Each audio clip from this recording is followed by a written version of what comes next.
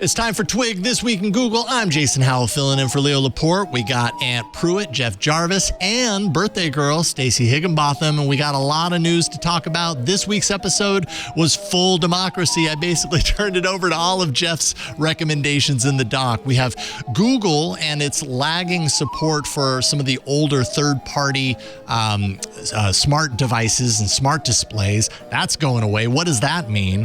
Also, we have pricing for the NFL Sunday Ticket on YouTube TV, and let me just tell you, it's pretty pricey.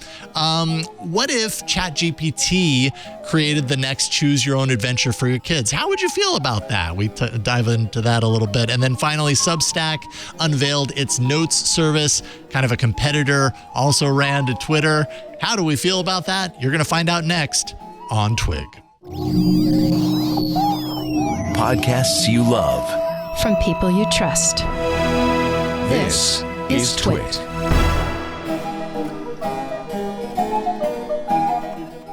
This is Twig, This Week in Google, episode 711, recorded Wednesday, April 12th, 2023. Full Throttle Democracy. This episode of This Week in Google is brought to you by Melissa. More than 10,000 clients worldwide rely on Melissa for full spectrum data quality and ID verification software. Make sure your customer contact data is up to date. Get started today with 1,000 records cleaned for free at melissa.com/twit. And by Cisco Meraki. With employees working in different locations, providing a unified work experience seems as easy as herding cats. How do you rein in so many moving parts? Well, the Meraki Cloud Managed Network. Learn how your organization can make hybrid work work. Visit meraki.cisco.com/twit. It's time for Twig This Week in Google. Sans Leo this week. I guess it was as well last week. Micah was filling in for Leo last time because I was away on vacation. Now, obviously, I'm back. Jason Howell filling in for Leo, and I always have a really great time when I get to sit in this chair and talk a little bit about Google, a little bit about everything else that we talk about on This Week in Google. So it's really great to be here, and I'm excited because we've got the full panel, starting with you, Stacey. And by the way, Stacey Higginbotham, happy birthday. Woo! Thank you. Yay! Celebrate. Yeah. Yeah. Awesome. Oh, you can sort of see my little birthday streamer up there. Oh, and Oh, that's so festive. That's awesome. Yes, it's super festive. Well, I hope you've I'm got 45. some excellent plans to celebrate tonight. So we will get you out in time. I guarantee it. The show's not going to last 3 hours. Don't worry. We got you covered. But happy birthday. That's awesome. Thanks for being here on your birthday, especially. I wouldn't want to celebrate with anyone else. Except maybe your family. Yeah, and sure. Family and friends. Yes, Sure. there we go. Also joining us, Jeff Jarvis. What's happening, Jeff? It's good to see you. Much good to see you back from your vacation. Looked like it was wonderful in jungles and water. And it was fantastic. Went to Costa Rica for 2.5 weeks. A return to Costa Rica because I was there 20 years ago with my wife for our honeymoon. So this was kind of like going back, seeing how things have changed, bringing our kids with us, hopefully instilling in them a sense of adventure and curiosity about the world. And I think we accomplished it. We covered so much of the country. We drove all over the place and had many adventures. So it was awesome. It was a really great time. Back. Yeah, thank you. I mean, I knew that we were there the right amount of time because the last couple of days we were all in agreement. We were like, this has been the best trip in the world, but I'm ready to go home. You know what I mean? We hit that point. So it was time to return to normalcy. So it's good to be back. But anyways, it's great to see you, sir. Also great to see Aunt Pruitt, hands-on photography and all things Club Twit. It's good to see you, man. Yes, sir. You too. And thank you. My pleasure. The whole vacation thing, I struggle with it for years. I'm the kind of guy that a 3-day weekend is pretty good for me. Yeah. And then you start going into 4 or 5 days, I get a little antsy and like I should be doing something. Ant gets antsy? And so I'm like, I struggle with it. So I've learned over the years to, I'll take a week off and, been on a cruise and stuff like that and just try to totally unplug. But usually by about day 5, I'm like, okay, try to unplug, just let go. Just keep disconnected. I mean, that's what I've noticed in myself in taking vacation is, and especially going someplace like Costa Rica or going to Hawaii or whatever.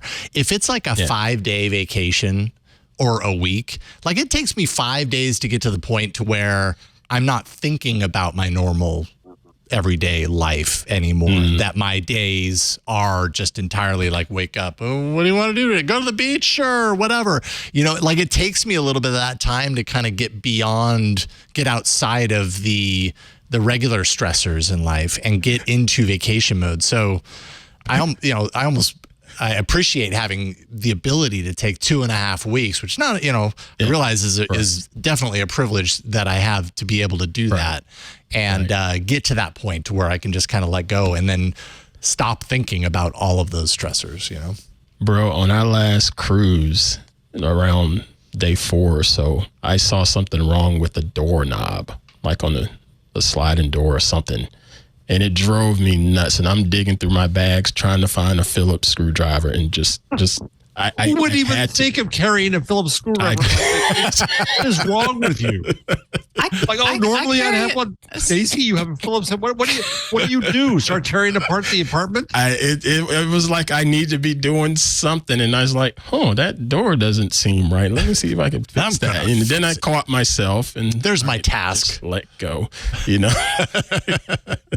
A screwdriver is a universal. There are loose doorknobs. There's loose things on cabinet. I mean, screwdrivers. You are both obsessed. I'm weird. I'm not obsessed. I'm just weird. It's just you want things. If you can fix it with a screwdriver, that's the least amount of effort. Yeah, just especially if you happen to have a screwdriver on you. That makes it a lot easier. I will encounter things that need a screwdriver, but I'm never carrying a screwdriver, so it requires more effort. No. Oh, I think you should have both a Phillips and a flathead screwdriver on every floor of your house, or possibly each room. Okay. Just I have a nice little IKEA toolkit. Yes, I have that. Yeah. Do you have not in my suitcase? Well, now I know what I'm getting you for your suitcase and your you need a travel sewing kit and a travel toolkit. You do carry on or do you do checked? I do both. Both. Sorry. Amateur. Well, it depends on where I'm at. No. I do carry on 90% of my trips. But if I'm going someplace like a 2.5-week trip to Costa Rica, actually that you could do carry on because I'm doing both. Bathing suits. Yeah. I'm doing both, even if it's just for a couple of days, because heck, my shoes don't fit in my bag. Oh, Lord, you amateurs. Oh. Yeah. No, look, I wear a size friggin' 14. It takes up a lot of space in a carry-on with clothes, and it's just easier to just check a bag. I can bring two pairs of shoes and a travel yoga mat and outfits for 5 days as a woman. That's impressive. In a carry-on. Wait a minute, a travel yoga mat. I don't understand. Aren't those things always these big roll-up things, or is it a much thinner mat? It's foldable. It's a thinner mat that's foldable. Oh, but it's not it's still a weird plasticky thing. It's not cloth. Okay, Google. Yeah. Sorry. Yeah, last week, Mr. Sargent, we talked about Google right out the gate. I guess we should do the same. That's what Micah told me. He was like, "Yeah, we talked a lot about Google last week." So, I think I already have a title for this episode. I think we should call it "Full Throttle Democracy."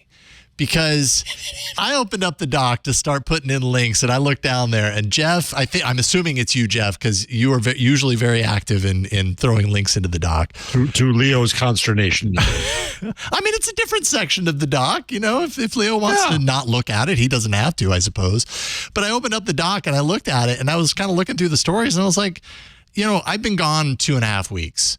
And as we talked about, I've been very disconnected from tech news. And so I'm sure you can all understand and sympathize with this. The beauty is I disconnected and I didn't think at all about technology. The horror is I then came back to work and had to know about all the things that happened in the last 2.5 weeks so that I could hit the ground running again. And I'm not quite there. So when I opened the doc and saw that you had put in, it seemed pretty darn thorough to me. So I was like, you know what? This week is all democracy. All democracy. Nothing but Jeff's stories. And Stacy, if you put some stories in there, and if you put some stories in there, great. It's all a democracy. Move around and yeah. So I figured we'd kind of turn this show up on its, upside down and see what happens. So as a result, like I'm looking through here and there's some Google, there's a lot of other things, and there's a changelog. I did do the changelog, so we've got that in our pocket. Changelog. It's a respectable changelog. Yeah, I think there's actually some pretty great stuff in there. So bravo. Even when Stacy took 3 stories out of it for an at-home thing, it's still a good changelog. It's still solid. I know, right? It was like a jam-packed changelog. It'll be champion, and now it's a full changelog. Yes. All right, so let's talk about these things. Yeah, all right, so let's do it. And actually, Stacy, why don't we, because I don't feel like we need to lead the story with Chrome shipping web GPU. Let's lead the show with this trifecta of stories about Google's, what would you call it, flailing interest in third-party smart displays, in its assistant devices, in its security devices. What exactly is going on here? And I guess this good starting point is this story that 9 to 5 Google had spotted a Google support article for Duo calls of all things. And in this support article, there was a little note that said, important, Google no longer provides software updates for these third-party smart displays. Lenovo Smart Display 7, 8, and 10-inch, JBL LinkView, LG XBoom AI ThinQ WK9 Smart Display. Google says this could impact the quality of video calls and meetings. So it just kind of throws that out there. Oh, by the way, these third-party smart displays aren't going to work anymore. So it turns out the support, and these are 5-year-old devices, so it's not like they're brand spanking new, but I think this along with kind of, Google's upcoming announcement that we know we're going to hear about this year about the Pixel tablet, and we know that the Pixel tablet's going to have this kind of crossover thing going with these smart displays in the tablet. Last night on All About Android, Michelle Rahman was kind of talking about how, this might signal Google's new interest in these things, how it's no longer about keeping this open for third parties, how it's really about Google kind of controlling, with their own tablet ecosystem and how that interplays with smart displays. That's my device right there. That's dead. Is it? So how do you feel about that, Jeff? Google kills everything, which doesn't make me happy. And and so we can't trust them. But it's also fascinating me that in the last few weeks we've been talking about how the audio devices have cooties and nobody wants them anymore. Now the video devices have cooties. So this whole, I can't wait to hear Stacy's take here. Yeah. Because this whole, and I know I'm delaying it by talking, but what the hell? It's just like watching Morning Joe where he asks a long question and Mike Barnacle says something stupid. So I'm amazed that whole line that was going to take over our homes, we're all going to have it in every room, we were going to use it. The entire idea seems to be dying before us. Stacy, what do you think? Thank you. All right, so we'll wind you up and go. When you brought up the Pixel tablet, I was like, where are you going with this, man? Google also did a couple other things. And so big picture, my take on this, because I live in this world, is what the heck is Google doing within the smart home? What is Google's smart home strategy? So it's talking about not doing software support for these devices.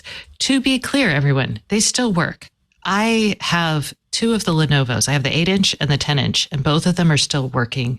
My 8-inch actually just told me about some new features. So I thought it got some sort of update like in the last 2 weeks, but I could be wrong.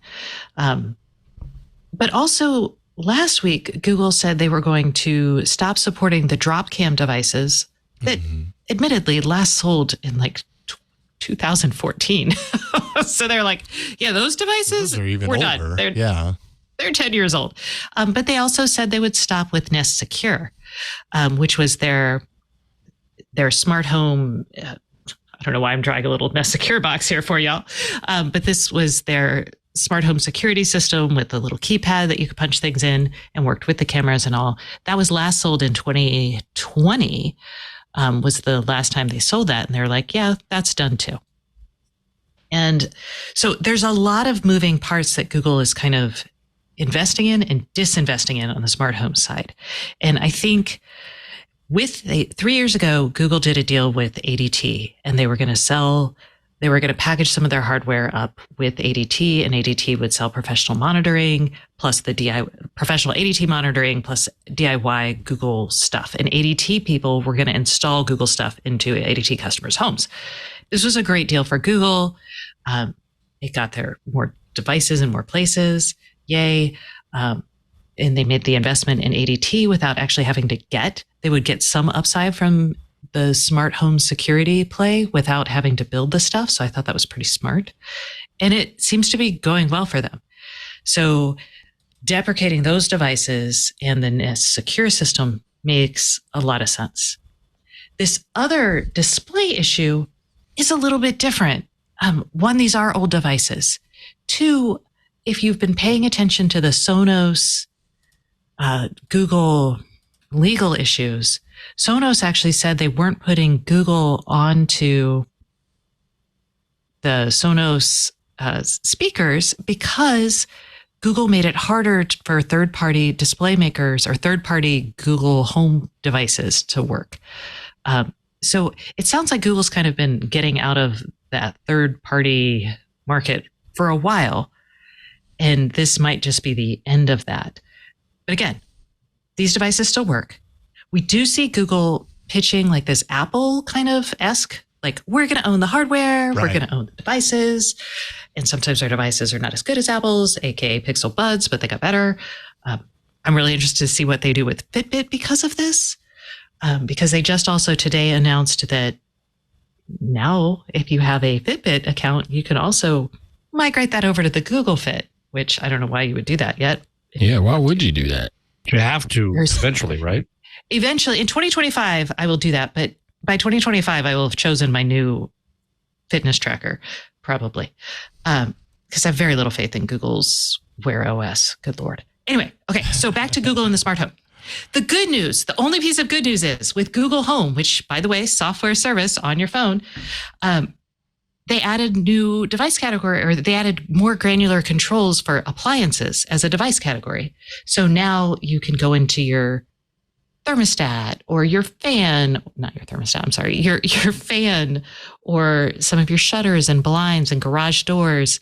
And you can now, instead of just like state like on, off or open, close, you can now like gradually like slider bar it. So it could be halfway open, halfway closed. Depending on if you're an optimist or a pessimist. So they're still investing on the services side, but I see them getting out of third-party devices. And, you know, that was a lot. That's enough. Y'all can talk. Lenovo says that Smart Display 10-inch will be available soon. The small one is the Smart Display 7 is out of stock. You say they're old, but then again, some people have bought them fairly recently, haven't they? Couldn't they? I don't think you could buy the Lenovo. I mean, I bought mine in like 2018, but yeah, going to the Lenovo site for the Lenovo Smart Display 10-inch, it says available soon. But yeah, I don't know. Yeah. I don't know what that actually means, or is that just just the image they put there when they're out of stock, and then some days soon that'll be updated to no longer available or something. Redefined soon, right? Now they didn't say what would happen with the clocks. I don't know if anyone has these, but there are a few Lenovo Android clocks, and I don't know what happens there. I am a little sad though, because I do use the Lenovo 10-inch that's in my kitchen to Duo call my mom. It's how I actually got my mom to download Duo. So the loss of this could be a crushing blow to my family communications. If they stop working, which like you said, they still work. Yeah, I haven't tried Duo on that thing. I guess I could try to call my mom, but she would be pretty upset if I did it on the show. Oh, I'd like that very much. When's the last time you... Has she said happy birthday to you yet? Yes, she has. Oh. When was the last time I used Duo? Probably like a month or two ago. We don't talk visually very often. God, getting my mom on the phone visually is just difficult. Well, that was going to be my point of all of it is, well, first, Google wants all the control. It just makes sense to me that they want everything under their own umbrella and not necessarily have to worry about third parties and so forth. That just makes sense to me. And then secondly, it's I don't know how much longer one could trust them, considering Google's history with killing things off, and then hearing stuff like, I last used Duo a month ago on this Google product. Why? Well, but I haven't used Google Duo, but I talk to that thing every day. It's acting as a photo frame right now. We look at YouTube on it. I looked up something on YouTube using it just 2 nights ago. So, I mean, I'm not using Duo, but I do use that. But you do actively use it. Okay. Because I always wondered how many people actively use those devices other than ridiculous clock. Other than it just being a clock sitting there. You know, I feel it's. I mean, it's not as bad as Google Glass in terms of making me feel like a schmuck, but it's kind of ridiculous. Google Glass is good at that. Good at doing that part. I mean, we use it every day. I mean, we even use the display as a mechanism for turning our lights. Like, this is me shading my lights higher or lower. Yeah. Like a touch interface for your smart home controls. Yeah. Okay, but Stacey, like a really useful thing. Don't take this the wrong way, but are you queen of IoT though? Just to ask if I was weird. Are you weird? No. All right. Are you anomalous to the population? And that you use this stuff? Does this say anything decidedly about so the market for this stuff, both video and audio? Well, I'm weird in some ways. I think using the displays as a photo frame is pretty common. I was actually in my in-laws, and they have it set up, partially because we gave it to them to set it up. But I think a lot of people have a Google display and probably use it at some corner of their house. They may not use all the features, but if anything, it's an ambient device that's just there displaying something. You know, it's like you said, as a digital picture frame. You might not interact with it, but you're looking at it because it's showing you something that you want to look at, and that has some value. I just wonder. And it shows the weather. Yeah. And it shows AIQ. Remember they added air quality index to it last summer? I forgot about that. Right now, I'm looking at it. My air quality, 10. And see, you wouldn't have known that if you didn't have that sitting right there. Exactly. Point. So when I think about this, though, the value for Google, I remember the argument for these devices, Assistant hitting all of these devices was, because at the end of the day, Google just wants more people feeding it data from all of these different directions. Does this reduce that effort? Or I guess, we're also kind of seeing that maybe Assistant isn't as important to Google as it once was. And so maybe this is happening concurrently with that. Maybe that's part of the reason why suddenly they don't care about third-party displays. I would just kind of imagine or assume that, a company like Google that has had over time more of an open ethos on certain aspects of its business than other companies, say Apple, would have potential benefit from allowing third parties to create hardware that uses its software to continue feeding them that valuable data. I think the value of a third-party created display is probably pretty low for Google, and it's probably pretty low for the third parties creating it. So Google's value, like if you think about, like, was this an awesome seller for Lenovo? Maybe. But probably it's not as high margin as probably a tablet. I don't know. And if I look at Google, like their Nest Hub their Nest Hub second generation, so the tiny Google one, they threw in Thread, they threw in Solely. They may have thrown in other things we don't know about yet. for them, it may be kind of like the Pixel. So like the display is just like this cool way to test out new technologies that, I mean, and Soli didn't even really go anywhere. You know, they open sourced that through Ripple and who knows. So I guess the smart displays that they did, right? Didn't Soli end up? Yeah, I have it. It's the one that's sitting, I'm looking at it right now at my desk. And it does things. I can use it to swipe left on stuff and it tracks my sleep if I slept in this room, but that's about it. I don't know. Maybe there's just no value. Yeah. There's no reason to interact this way. I think that the voice is part of this too.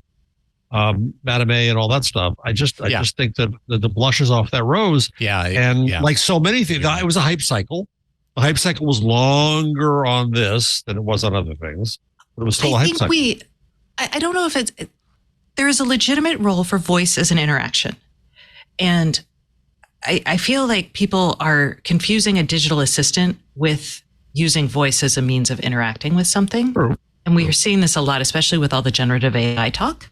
But isn't that a weird time then, Stacey, for just to go away just when ChatGPT et al. Would make conversation more feasible? No? Well, but ChatGPT generates text, which is terrible to read. Well, I guess it would be good for a display, but you can make it audio easily. Oh, but it's so awful to hear audio. I mean, have you ever read or go read something generated by ChatGPT aloud? Unless it's like really colloquial, it's horrible. It's like a bad podcast. Huh? Some things have been all right? Okay. I don't know. Anyway, the point here is voice as an interaction is not going away. We're still going to talk to things and have them do things. Thinking that is the platform and that is enough to build some sort of multi-billion-dollar business that's not real. I mean, mice and keyboards are not multi-billion-dollar businesses, right? So we have the interaction and then we have whatever the business is. And I think Google is, if a display is part of that business, they want to control it. And it may be that a display isn't a huge part of that business. I mean, at one time it made more sense. Now, not so much. Although, interestingly, Google has its tablet that's right on the precipice that, Google's going to do the full, the full throttle kind of sales pitch on why you need one of these things. And part of why you need one of these things is that it becomes one of these devices that we're saying that Google is kind of diminishing in its business. So that's a little confusing. Well, it's not diminishing displays, it's diminishing the third-party participation in the Got it. Oh, no, that's a good point. Full that ownership. Is the difference. That is the difference. Because I think the displays have a really like there's a PIR sensor in the Lenovo, and Google used that to I don't know if y'all remember this, but if you get closer to it, it actually shrinks your weather down. But if you're far away, it gives you the temperature and Oh, that's cool. I like that. Yeah. And there's they have a glanceable thing. Like if I glance at it and I say, turn on the lights, it knows I'm looking at it. So it turns on the lights without me saying, hey, G, if I turn that feature on. Mm-hmm. So I think Google probably saw some really cool things that it could do with this, but I think it probably also was I probably should own the hardware to really make sure the software and hardware experience together is good for some of these newer use cases. Because a glanceable display is cool, but you got to educate the user before they're going to know that I'm looking at you and now I don't have to say anything to wake you up. Right. Right. Yeah. Is it that everything is going to be handheld? God, I hope not. That's the market worst. Is imploding. Apple's down 40%. This is later down in the rundown. Dell's down 31%. Lenovo down 30%. Ace is down 30%. And that's why the chip story is in there. The memory chips are down. Is it that things that are plugged in or sitting on a surface just are passe and go away? And is that the larger trend here? I'm trying to see I think when it comes to stuff that's plugged in, sales are probably down because they're so much better now. Things just work and work a few more years than what they used to, So why would you reinvest? Look at the whole Apple M1 chip and people love that thing, and they didn't necessarily feel the need to jump to M2 because it wasn't that much better, and there was no need to really spend any extra money or get rid of the M1 hardware that they have, because it just works. And the corporate PC market is a huge driver of some of these sales. And with the confusion about layoffs and return to work, like those two things are making, like if I am a big company buying laptops for my employees, maybe I have a BYOD if they're going to stay at home. Maybe I laid off 10,000 people. So now I've got a warehouse full of computers. So those are also big factors that are probably driving down stock prices. Yeah, indeed. Well, that is a fantastic Google story to start this dang show off with. All right, we got more coming up. Yes, we've got some Google stories. We have a whole lot of other stories as well. So we're going to get to that in a moment. But let's take a quick moment and thank the sponsor of this episode of This Week in Google, and that is Melissa, the address experts. From forms on a web page to checkout, customer data comes, as you know, from many different places. It's not only leaving room for error, but it also allows for incomplete customer information. If you're running a business, you're collecting that information, you don't want incomplete information. With Melissa's Personator Consumer tool, you can actually get a superior snapshot of your customers. And this enrichment of contact data actually can improve analytics and allow for better targeting in marketing campaigns, but also in helping with fraud detection. Personator Consumer not only appends data, but also verifies name, address, and contact information, as well as date of birth, social security numbers for quick identity verification check. It also enriches data to add geographic and demographic information for you. So not only are you verifying your customer, you're also able to provide them the best possible experience with your business. So when you have highly specific demographics, you can actually personalize your marketing. You can find the best leads, offer the best service, or the best deal for your customers' situations. With Melissa, you gain access to appendable demographics, including, but of course not limited to, deceased information, occupation, presence of children, number of adults, marital status, homeowner, home renter, household income in range, length of residence, just a whole lot more data points there. Melissa's address verification tools leverage 38 years of address verification expertise. And it's flexible as well. It fits into any business model. Melissa's global service can verify addresses for 240 countries and counting, by the way, to ensure only valid billing and shipping addresses enter your system. That's really what you want. You want the valid stuff. You want the stuff that checks out, right? Melissa is SOC 2, HIPAA, and GDPR compliant, so you know your data is always in the best hands. They just know exactly what they're doing here. So you can trust Melissa. Make sure your customer contact data is up to date. Get started today with 1,000 records, clean for free.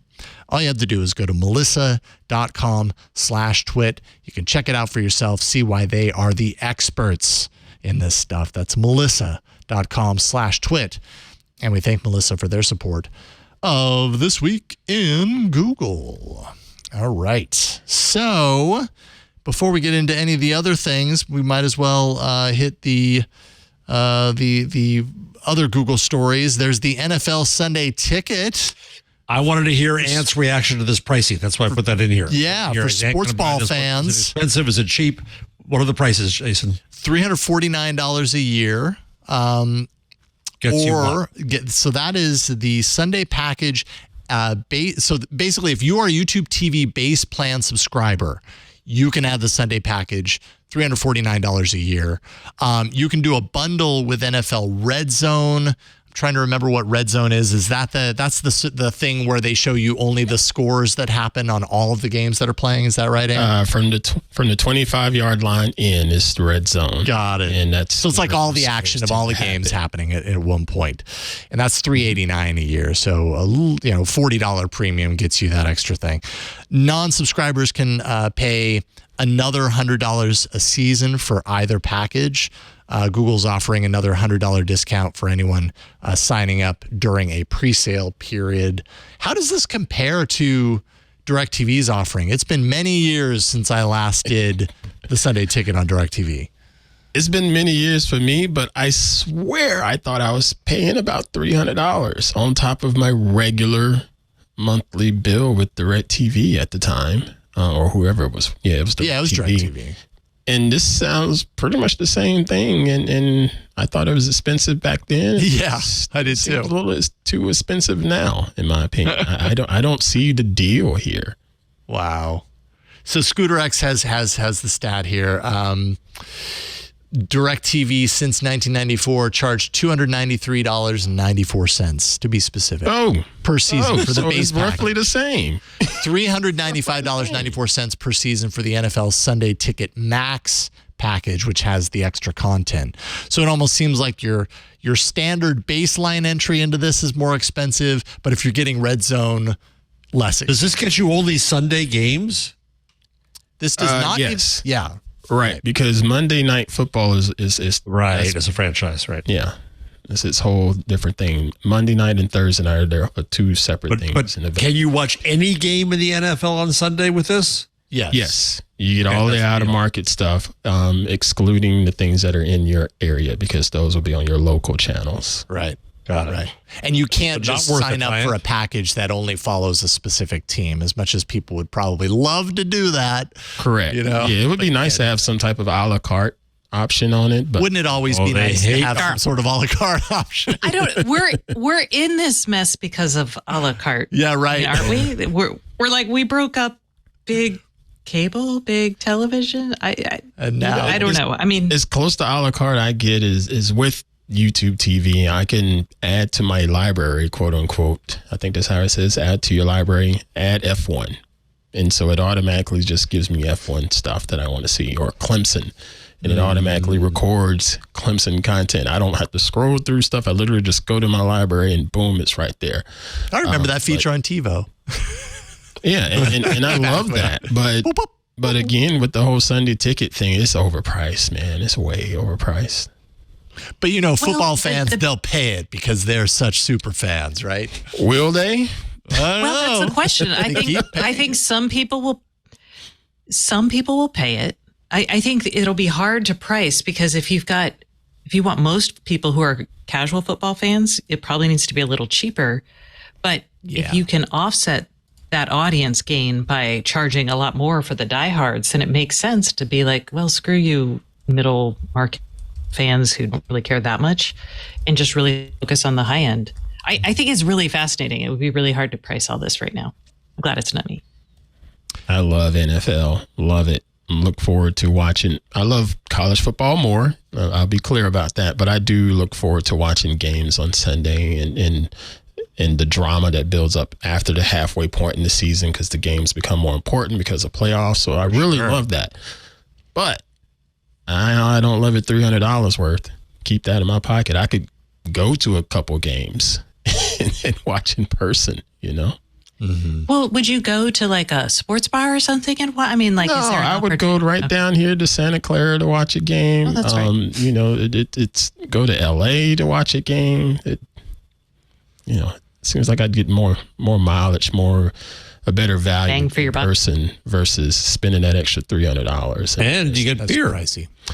And you get beer, and you get hot dogs. You don't always get the best of commentary on all of those different games in different regions, because for me, watching football is I love watching the game, but I do love the aspect of having legendary broadcasters like Keith Jackson in college football or college basketball, Dick Vitale, and listen to him tell stories about the diaper dandies and things like that. And when you water it down to where you get access to all of those games, you're paying for that extra vig to see the extra games, but you're going to lose out on some of the little nuance of the best broadcaster is not going to be on that game that week, because it's not the game of the week. It's just somebody you want to watch, Mm-hmm. So I was curious. $389, right? $389 with Red Zone. So $349 a lot of people are not going to do the red zone. That's 350. How many months are there solid Sunday games happening? That's September, October, November, December, 5. January, right? 5. So divided by 5, divided by 4. Because I have to give up 7 months a year to my family. So I have 5. There was a time when my wife and I were really into the NFL. I mean, we bought the Sunday ticket probably 5 seasons in a row. I was getting really into fantasy football. I had never done that before. And so that, people who are into fantasy football, like really into it, they're the ones that are fine spending $17.50 a week for all of the games, because that's really what it breaks down to. Let me throw this at you, Mr. Howell. That I could see that being way more important a decade ago, the fantasy football players. Yeah. Now with fantasy football, the stats and all of that stuff are so instant. Yeah, you really don't have to go and look at the game. They pop up on your screen. That's true. And inside of your score and inside of whatever fantasy football app, because of all the APIs, that stuff is instant. You really don't have to watch a game. But it elevates the fun of watching the game when you've got something on the line. At least that was my experience back then. You feel like you have skin in the game? Yeah, right. You actually care when suddenly that player, goes in for a touchdown. It's that much, awesomer, when it happens. I love it. I love it. Yeah. Back then it made a lot of sense to us. I mean, it was still felt expensive, but we were enjoying it. So we were okay with it. But yeah, that's pretty pricey. I wouldn't pay $20 a week for many things in life. I mean, that's a pricey weekly cost. And it's not just a week. It's like a day of a week. It's a single day. So a single day out of the week, and roughly 7 hours. Yep. Is it an annual package, or is it But annual is 5 months. Yeah, for them, annual is 5 months. But like MLB, you can sign, the later you sign up in the season, it's like a prorated package. So I didn't know if you could, if you cared about. I've never seen it be marked down like that in the past. I don't know if it's like that within the last couple of years, but back in the days, because I tried that back in the direct TV days, and they're like, "No, give it up, or you can't sign up now. It's too late." Also should mention that this wasn't the only kind of announcement. That yes, there was the NFL Sunday ticket, but also Google is adding, looks like 800 FAST, that is free advertising supported television platforms to Google TV. So 800 basically free streaming ad supported stations. So think like Fox's TV or some of those, Pluto TV, things like that have free movies, but you got to sit through some ads that are streamed throughout. So it's like watching over the air television. Yeah, back in the 80s when I was a kid. Right, except the ads that you see are the same ads repeated throughout the course of the movie, is what I've noticed sometimes. It's like, okay, cool, I'm seeing this ad for the third time. Shoot me. I gotta rather see some variety. News now. That's when you get your snacks. That's true. That's when you get your waffle. Yeah. That's true. Do y'all like those services, the Tubies and stuff like that? Do y'all find those services useful? I mean, granted, it's probably not for like us that have privilege, but do you enjoy those services? I accidentally Talk TV for, I don't know, $20 a year, and it has ads. And I did it because Parks and Rec is like my therapy. And it makes me sad. Like I resent every time a commercial comes. So which one was that? You broke up for a second. Which service was that? You broke Peacock. Up for a second. Yeah, I see my Peacock. Oh, Peacock. Yeah. Okay. Yeah. Yeah, we've gotten so accustomed to not having ads that at least this is how I feel. I've gotten so used to not having ads. You're right, it is a privilege. We have so much variety. I've got Netflix, I've got Amazon Prime. So I've got places to go to when I want to scratch that streaming video itch.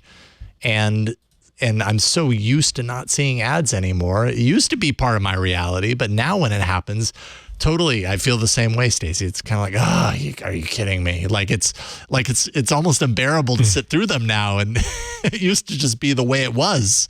Right. Now it's a lot harder. Yeah. My problem with those services is the ad insertion points are always wonky. Versus watching it on regular broadcast. Totally agree. The segment break is designed for it. Yeah.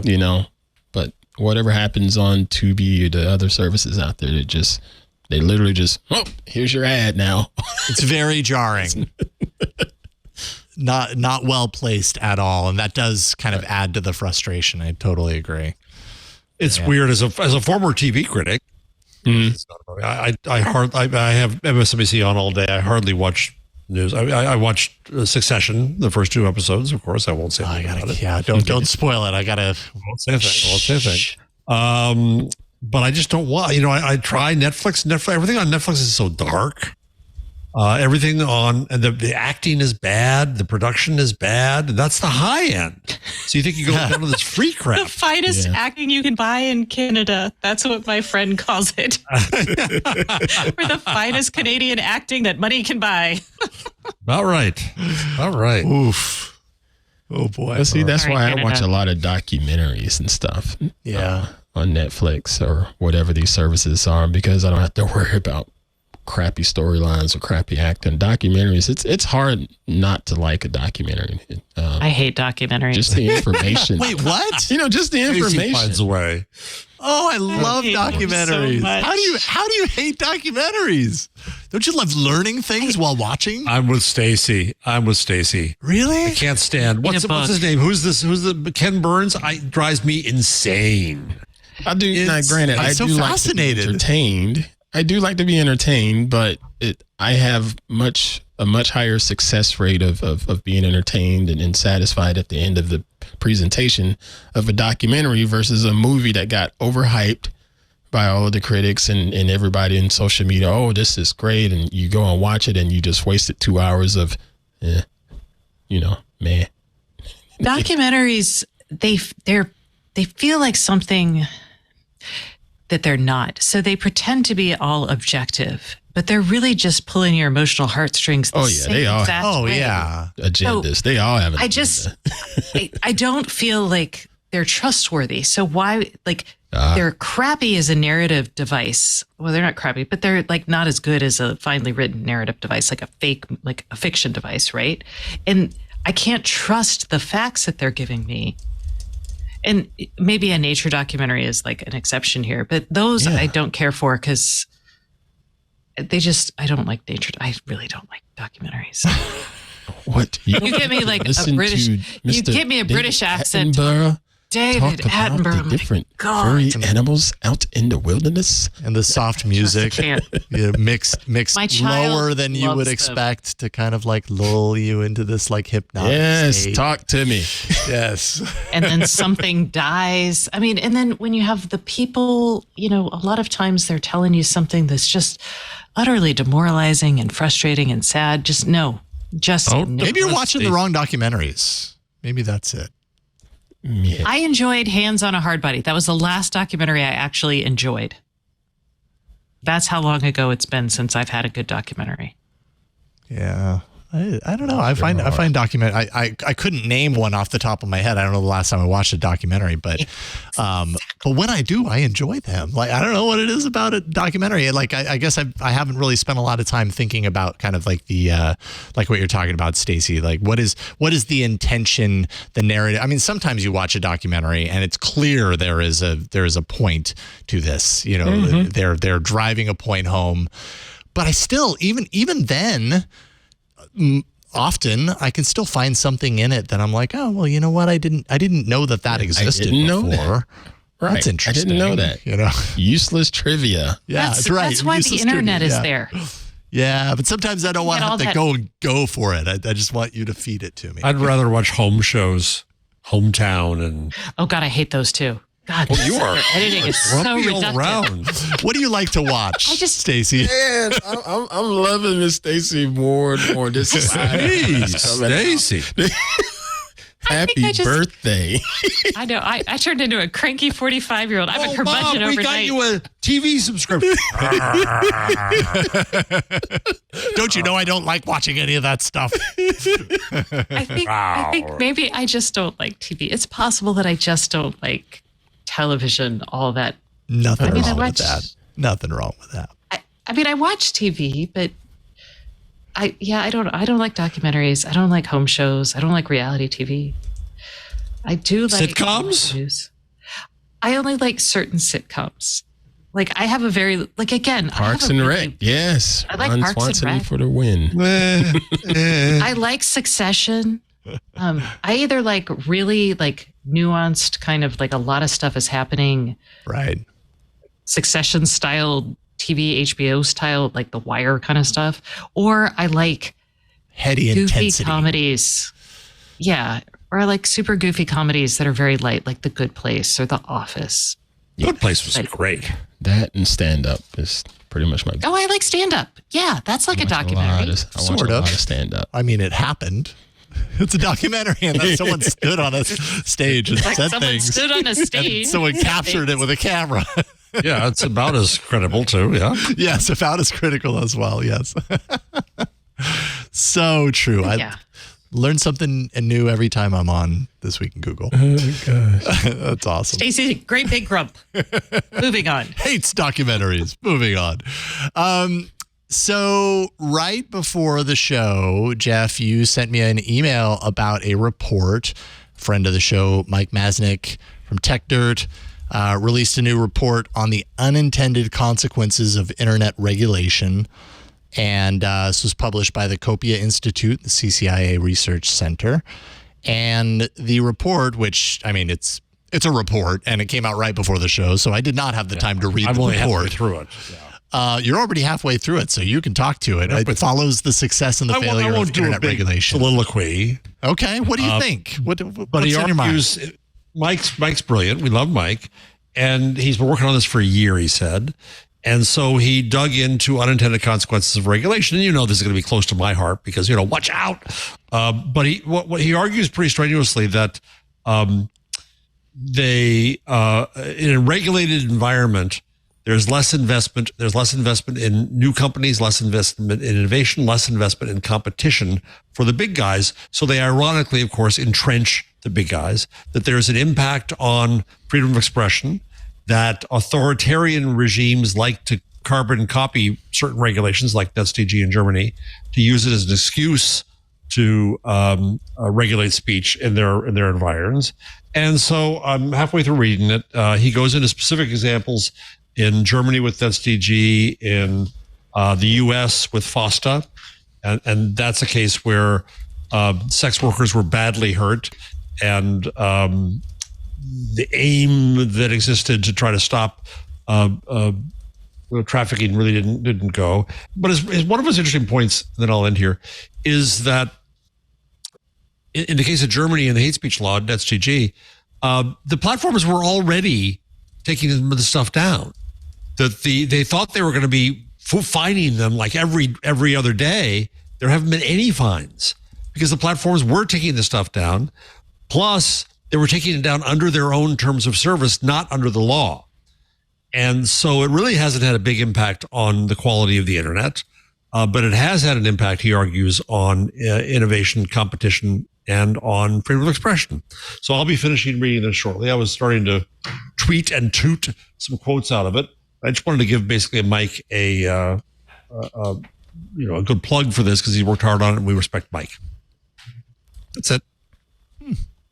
When you read through a report like this, do you have a doc open and you're pulling things? I'm just super curious about like how you parse a report. Well, this is all research for my next book, so I printed out. In fact, by the way, let me just go off on a slight tangent. Oh boy, so I printed out popcorn. And people who make these reports and offer you a PDF, and you're going to print it out, right? They do a few things wrong. More, they have huge illustrations that take up lots of your ink. Oh yeah, nothing of value, right? It's just a globe. Who cares? It's not Mike. It's not love you. It's not just you. But you had a page or two of that, and I had to cut it. I said, no, start with page 1, then go to page 3, then go to page 5, then print the rest. Minor irritation, but you got to plan ahead. But the other thing that really irritates me is they choose colored fonts. I print out, I can barely read it, and then I've got to go in and change the resolution up so that it comes out. Just use black type. Yes. PDF. Yes. Why do people make PDFs? To print them out, to underline things. Thank you for that. Some people only produce, like, they don't produce a web version. They just send you to the PDF. So the PDF acts as the web version, which means it does need different colored fonts, and it does need stupid empty images to rest your eyes from all the blocks of type. I get your complaint. Maybe they should do a printable and yes. Well, that's what the academics do, right? The academics, you have a dull text only report, and then you can print that out, and it's fine. So I'm underlining like crazy so I can use it in research for the next book on the internet. I don't know. It is so fascinating that you print things out. I know. My child does two things. They write handwritten notes, and then they have they cut and paste. Like, they just snip elements that they want to save, and then they paste them in like a doc of notes, which is also baffling. So I'm just like, it's like screen capture the portions of the screen that the text is on, or just cut. Yeah. Okay. I've done that. I feel that. Oh. And I'm baffled by like how people do real research. I mean, like, as a journalist, I'll cut and paste things, and I'm like, ooh, I need to make sure I get this in here and put things in my notes. But like, for writing a book or something like that, I'm like, deathly afraid of cutting and pasting something and not bringing the attribution along with it, and then plagiarism. Oh yeah, deathly. So I cut and paste there. I never cut and paste into the document I'm writing in. I cut and paste into notes to avoid plagiarism. Right. So like and then when I'm writing, before I write, ideally, I've read my notes, and then I go and I start writing, and then I'll TK anything that I need to, like the actual facts, and then I go and pull them to avoid exactly that. So I just retweet and move on. You're not writing a book, though, editing. So neither am I. When I was copy editing the Gutenberg parentheses, I there was once or twice I came across a phrase thinking, that can't have come out of my brain. I didn't think of that. Oh no, I copied it. So I'll go Google the phrase and find no one else has said the phrase. So I apparently did come up with it, but it scares me to death. I can imagine. Yeah, well, and sometimes people come up with phrases that other people have also come up with. Yes. Like sometimes I'll run my articles through like plagiarism detection. You do? Yeah. Yeah, just for like, I read a lot of stuff that's pretty technical, right? And I'm like, I'm never intending to plagiarize, obviously. But and sometimes it'll pull things up that I'm like, I don't really know if there's another way to like talk about instruction sets. You know? Like, okay. Yeah. I'm like, when I'm defining a term, sometimes I'm like, maybe. How else can you say this? How else can it be said? Yeah. Well, because sometimes, when you're talking about technical things, simplicity is important. Sure. I don't want to come up with an elaborate metaphor for what an operating system does. I just want to tell you what an operating system does. Mm-hmm. I don't know. Interesting. Well, someday in the future, ChatGPT will help you with all of that, right? AI systems, they're going to protect you from any of that. Oh, this is a good question to ask you guys. Well, are we moving into the generative AI? Let's do it. The show? Yeah, I think so. Right. So I'm prepping an article. I'm doing interviews right now for an article for the newsletter on 6G for industrial use cases. So 6G, 3GPP standard, right? Cellular standard, sorry. So I plan to write my article, but then I also thought, there's enough information. I could have do a generative AI based article. So like ChatGPT or some other, use Bard to generate this. And I wonder if I should run both of them in the newsletter to see. What if my article is just like their article? I don't know. Would that be a fun experiment? Would you want to know about that? These are the questions. Yeah. Is it ethical? I would say, look, I wrote this on my own, and then I did this prompt. It's as long as you're disclosing it's happening. Yeah. Sure. Yeah, I think that's what I would want is disclosure about that. But yeah, absolutely. But what if it's wrong? That's a story too. Yeah, Well, make sure you mark it so people don't cut and paste that and say, Stacy led me astray. Yeah, I don't see that's part of the thing is I don't know how to document and annotate that in the formats I've got. Right. Oh. That's troubling. Okay. That's difficult. Yeah, if it's wrong. I was just throwing this open to you and anyone on the chat if you would like to give me your thoughts. And I'm just thinking about it because I don't have editors. I just have me. Jeff, you can call me later. Yes. Get your journalism students on the line. Yes, will do. I saw a professor at University of Toronto I saw today, Paolo Granata, I think his name is. He's decided to teach a course in AI, and he's not going to teach it. The AI will. Ooh. What exactly that means, I'm not sure. Yeah, what does that mean? But it'll be fun to watch.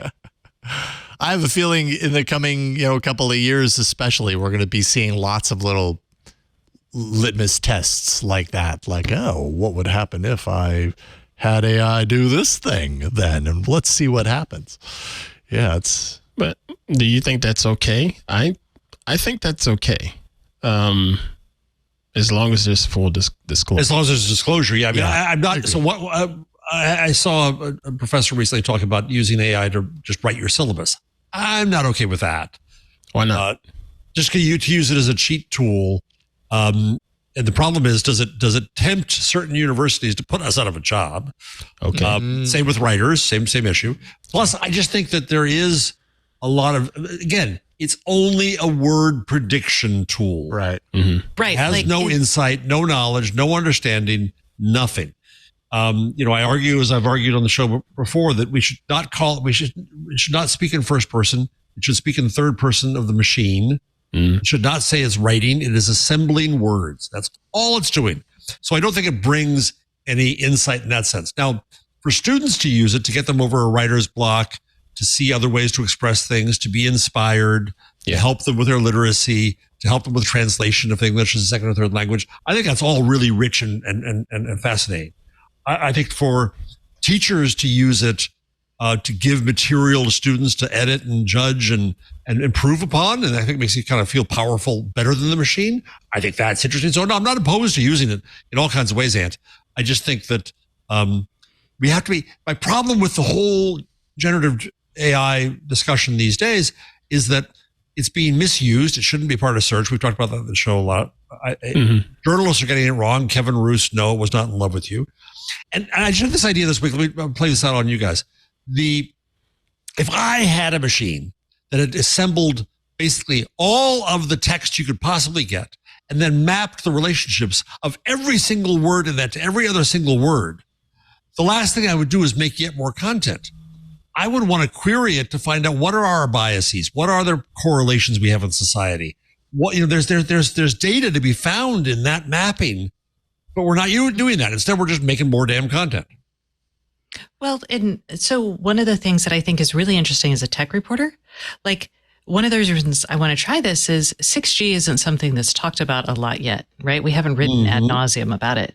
So it's possible that there won't be a great article in there, which means I should write something because I can authoritatively add something new to the conversation. To the ecosystem of knowledge, Yeah, but if I asked it to write me something about 5G, I'm sure it could do a bang up job.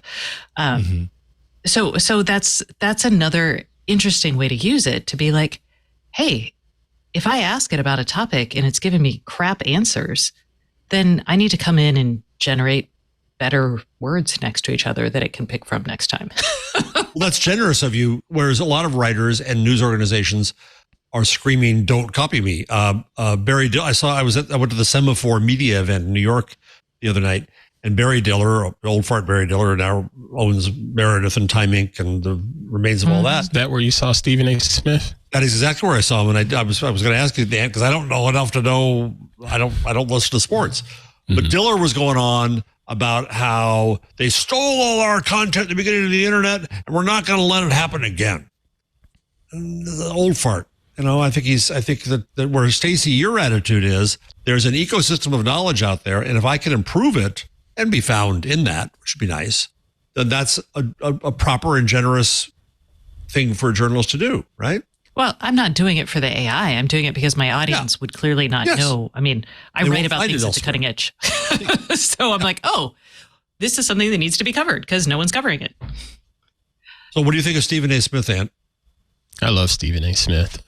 He gets a bad rep, unfortunately. I mean, he has this nickname, Screaming A. Smith. And it's because of how a lot of the sports talk shows are now just screaming at each other, debates, but they're usually just screaming at each other. It's because that's what gets the clicks. I get it. Right. But his story of him growing up and being an athlete, and wasn't a great athlete, but he was good enough, and going to the HBCUs in North Carolina and getting into the writing rooms in Philadelphia and just really doing the work and grinding and pushing through and just building himself up and building his career up, not with a bunch of handouts, not with cheating this person or that person. He literally just put in the work, and it shows, and people respect him. And the players in the different sports, whenever he mentions their name, they tend to listen. You know, sometimes they get mad because it's some painful truths, but they respect him because they know he does his research. He was interesting, but I don't know sports, so I just kind of sat back and said, "Oh no, next to Stephen A. Smith," but I don't know anything, so he's there. Yeah, he's pretty good cat.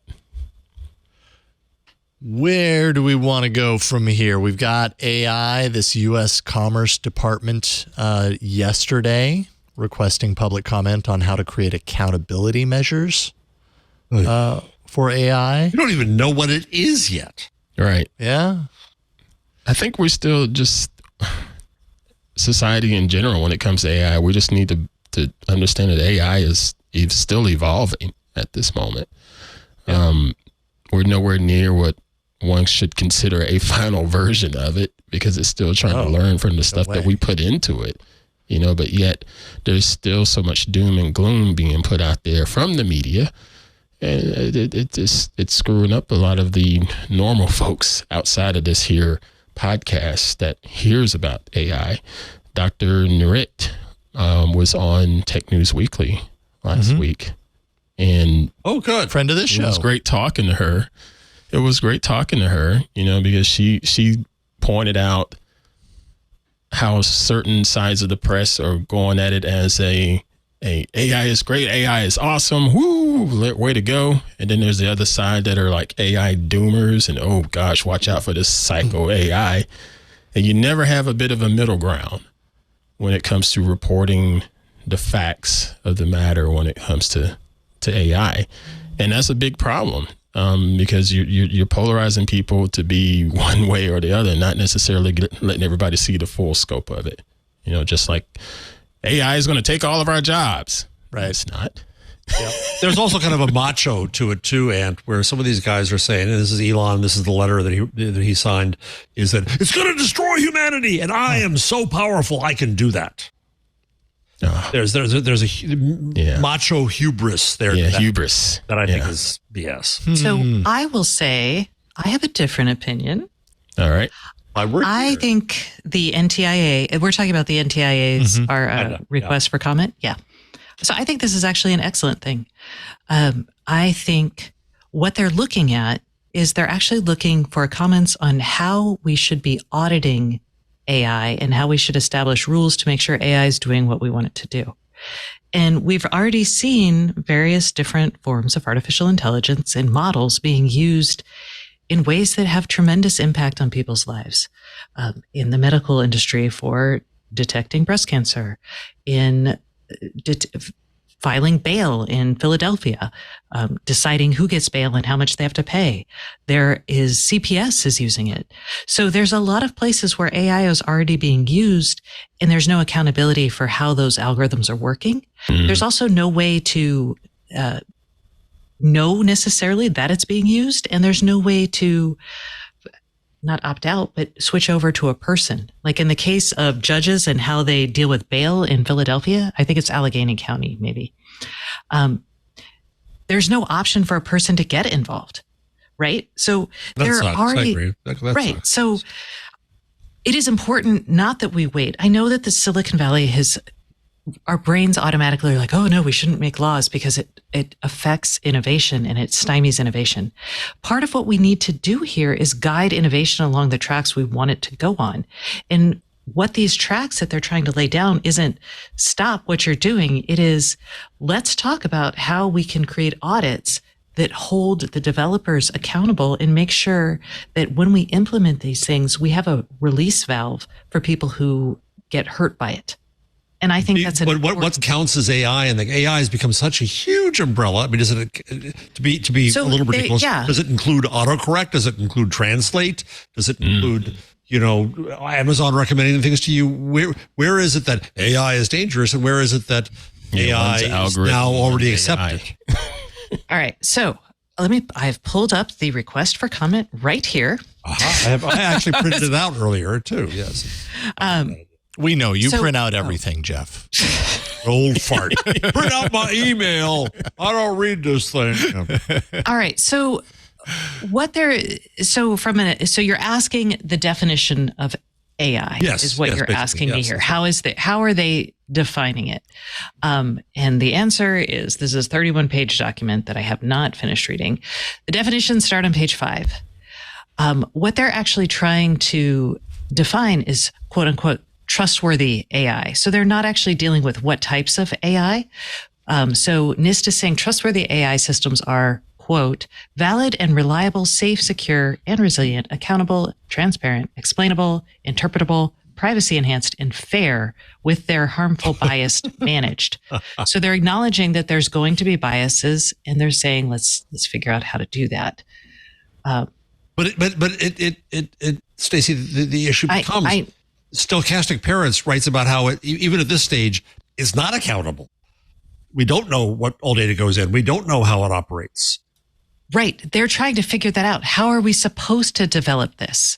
How are we supposed to build accountability? Do we need different levels of accountability for different verticals, like healthcare versus criminal justice versus autocorrect? Makes more sense to me than concentrating on the AI side. That's what they're doing. They're not they're trying to build something. They're trying to build a framework for when you develop an AI, how do you make it accountable? So they're basically saying, look, it's kind of like, how do we establish a grading scale that makes sense for AI? That is literally what this is asking input on.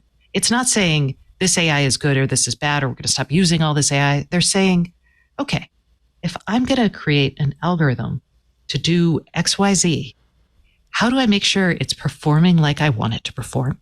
How do we set guardrails for like the use of that within an industry that means if it doesn't perform correctly, that people can address that, right? That there's a mechanism for solving any issues that arise.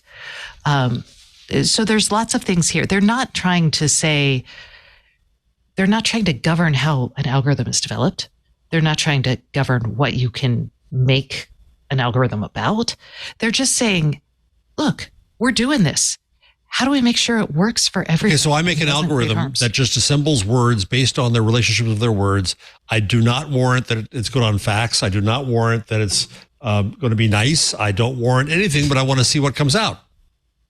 They would say, how do you build? So this is asking, how do I build?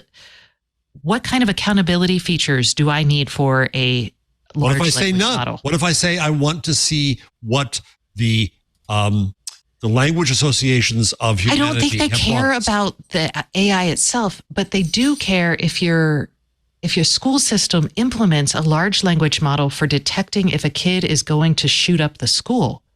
That is when the rules come into play. That is the type of things they're trying to do. Right. So the accountability goes to the humans, not the machine in that case, to say that unless you can back this up and you can verify that it gives you true results, you shouldn't use it.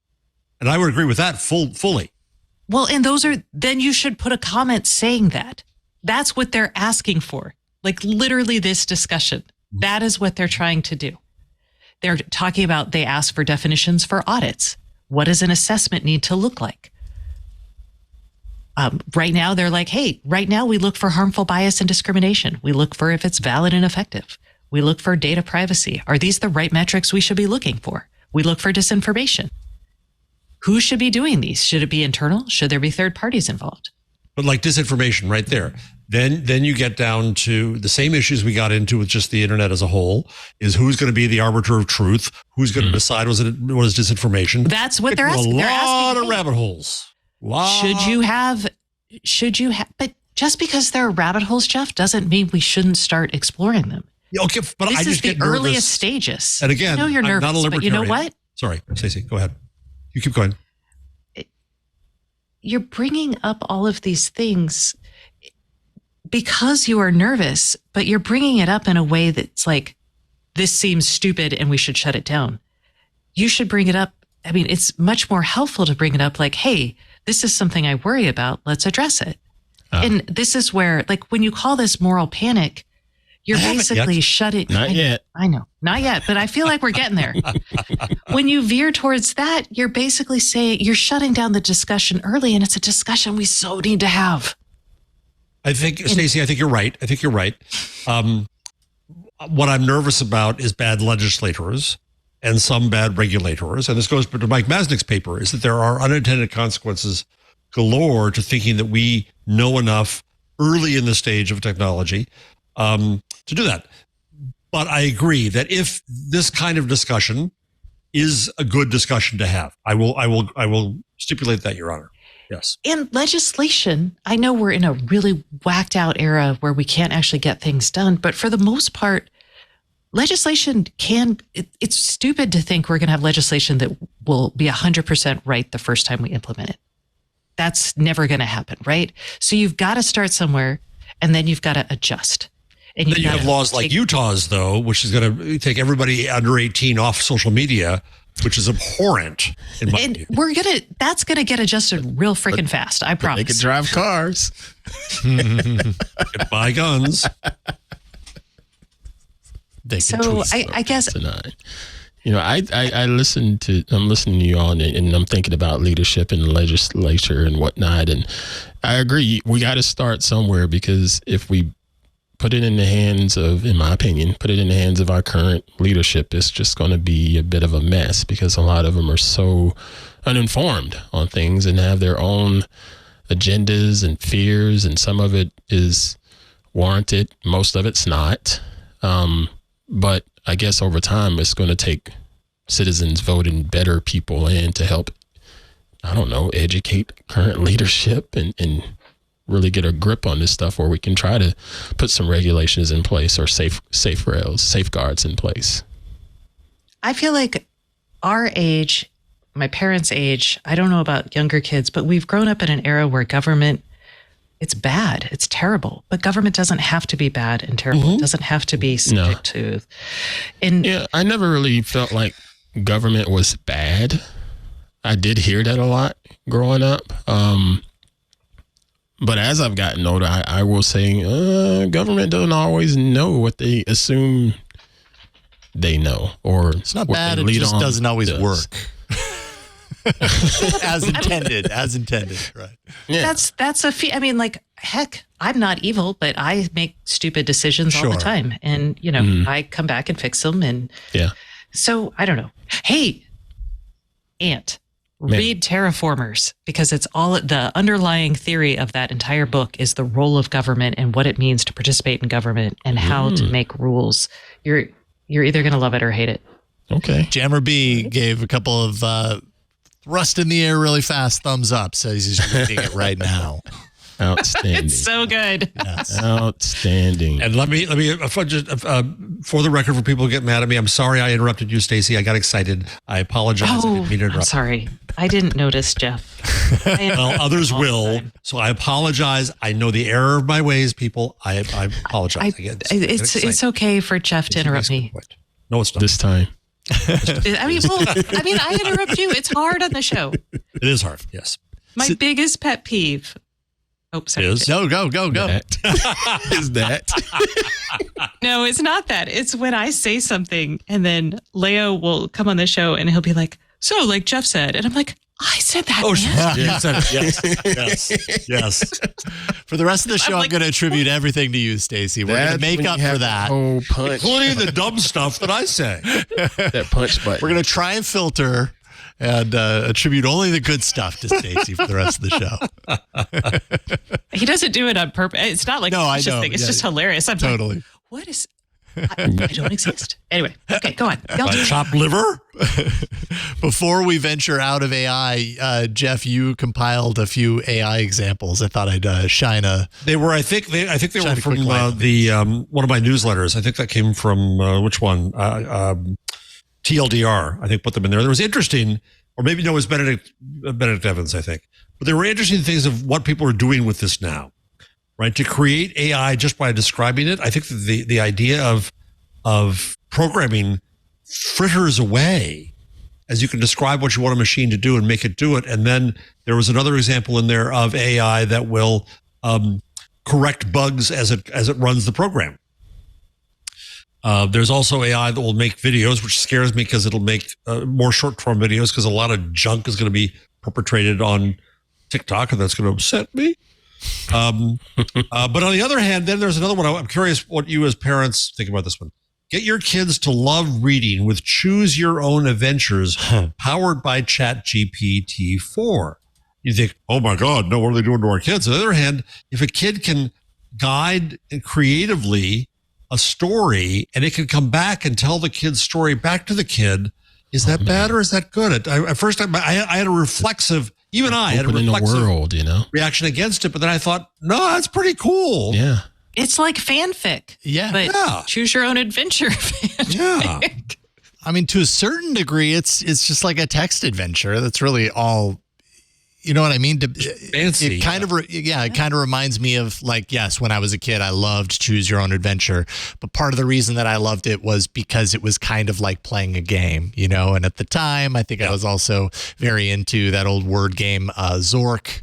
I don't know if any of you ever played Zork back in the day, but, you know. Didn't play it, but I heard of it. Old school, you know, word text adventure, this idea that, you know, through words and using your mind to construct the reality of the words that are on the page, you kind of create the story. And I realize they're kind of different things, a word game versus a choose your own adventure book.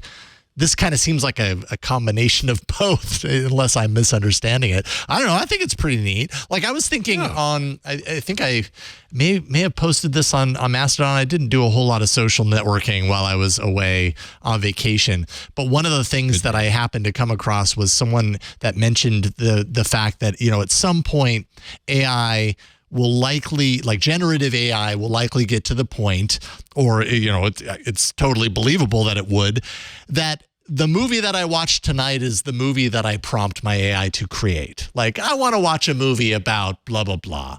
And then I can't wait to see how Stacy does that to her TV. I want a documentary, but I don't want it to be like this. But I want it to be a little goofy, but I want it to be like that. That's Stacy's heaven. Leslie Knope is The Witcher. Oh, man. I want to watch a point, Jason. Yeah. No, sorry, go. I put a link. Oh, sorry, Jeff. You go. No. Oh, now we all don't want to interrupt each other. Okay, I'll go. Go. I put a link in social. Because when you were talking about choose your own adventure, I read this, I think, yesterday, but it was a Fortune article about someone using ChatGPT to be the dungeon master, to be the DM for a Dungeons and Dragons game. And apparently it sucks at it. But I was actually thinking that this would be like I don't know how many of y'all played D&D when y'all were kids, but I did. It's kind of a fun idea of like, you could kind of play with by yourself or I don't know how not to sound pathetic talking about this, but like, like if your parents were already scared about you playing Dungeons and Dragons, and now you do it by yourself. Yeah, that's scary. When you have no dungeon master to play with, now you that's do. really sad. You can't find any more nerds to play with, so you make one up. It's okay though. It's okay. But you can I think that sounds create great. Other players. Yeah. Anyway, it didn't work in this particular example, but I actually was kind of excited. I was thinking about like, how could you use generative AI to create role-playing games? Okay, I'm going to stop talking because I'm outing myself left and right in ways that are uncomfortable. Seeing an article here. I've been my friend's favorite dungeon master for 2 years now, and I gave ChatGPT fueled Dungeons and Dragons a try. I'm not threatened. So there you go. Give it time. Yeah. Because isn't being a DM like that's a dadgum skill, you know? For sure. You've got to be creative. You've got to track all this. Played. Yeah. Man, I'm like, how do you all come up with this? I don't even know. You know? Like, it floors me. And that is not a skill. But if you think about if you look at all the dungeon master guides, right, there's a lot of information in there. And if you could, as a DM, like if you could just do all the creative fun part and then just be like, oh yeah, what do I need to roll to like defeat an orc or whatever, that kind of information, it might be nice to not have to kind of have it. Like my notes when I hated being the DM also, it's a sucky, thankless job. I don't know. Maybe it's because I just didn't like it. I want no part of it. Yeah. That's kind of the thought of being a DM is frightening to me. That does not sound like my cup of tea. Being on the spot right there, kind of creating the game as you go. No, thank you. Rather be on the other side. That is our AI block. I noticed that there's no real TikTok corner in here with content, but there is some news stuff. Oh, there isn't. I'm sorry. But there is Substack. Is interesting. Yes. Okay, so hold on to that. Yes. I know. I want to do a tease here. That's right. Hold on to Substack. Yeah.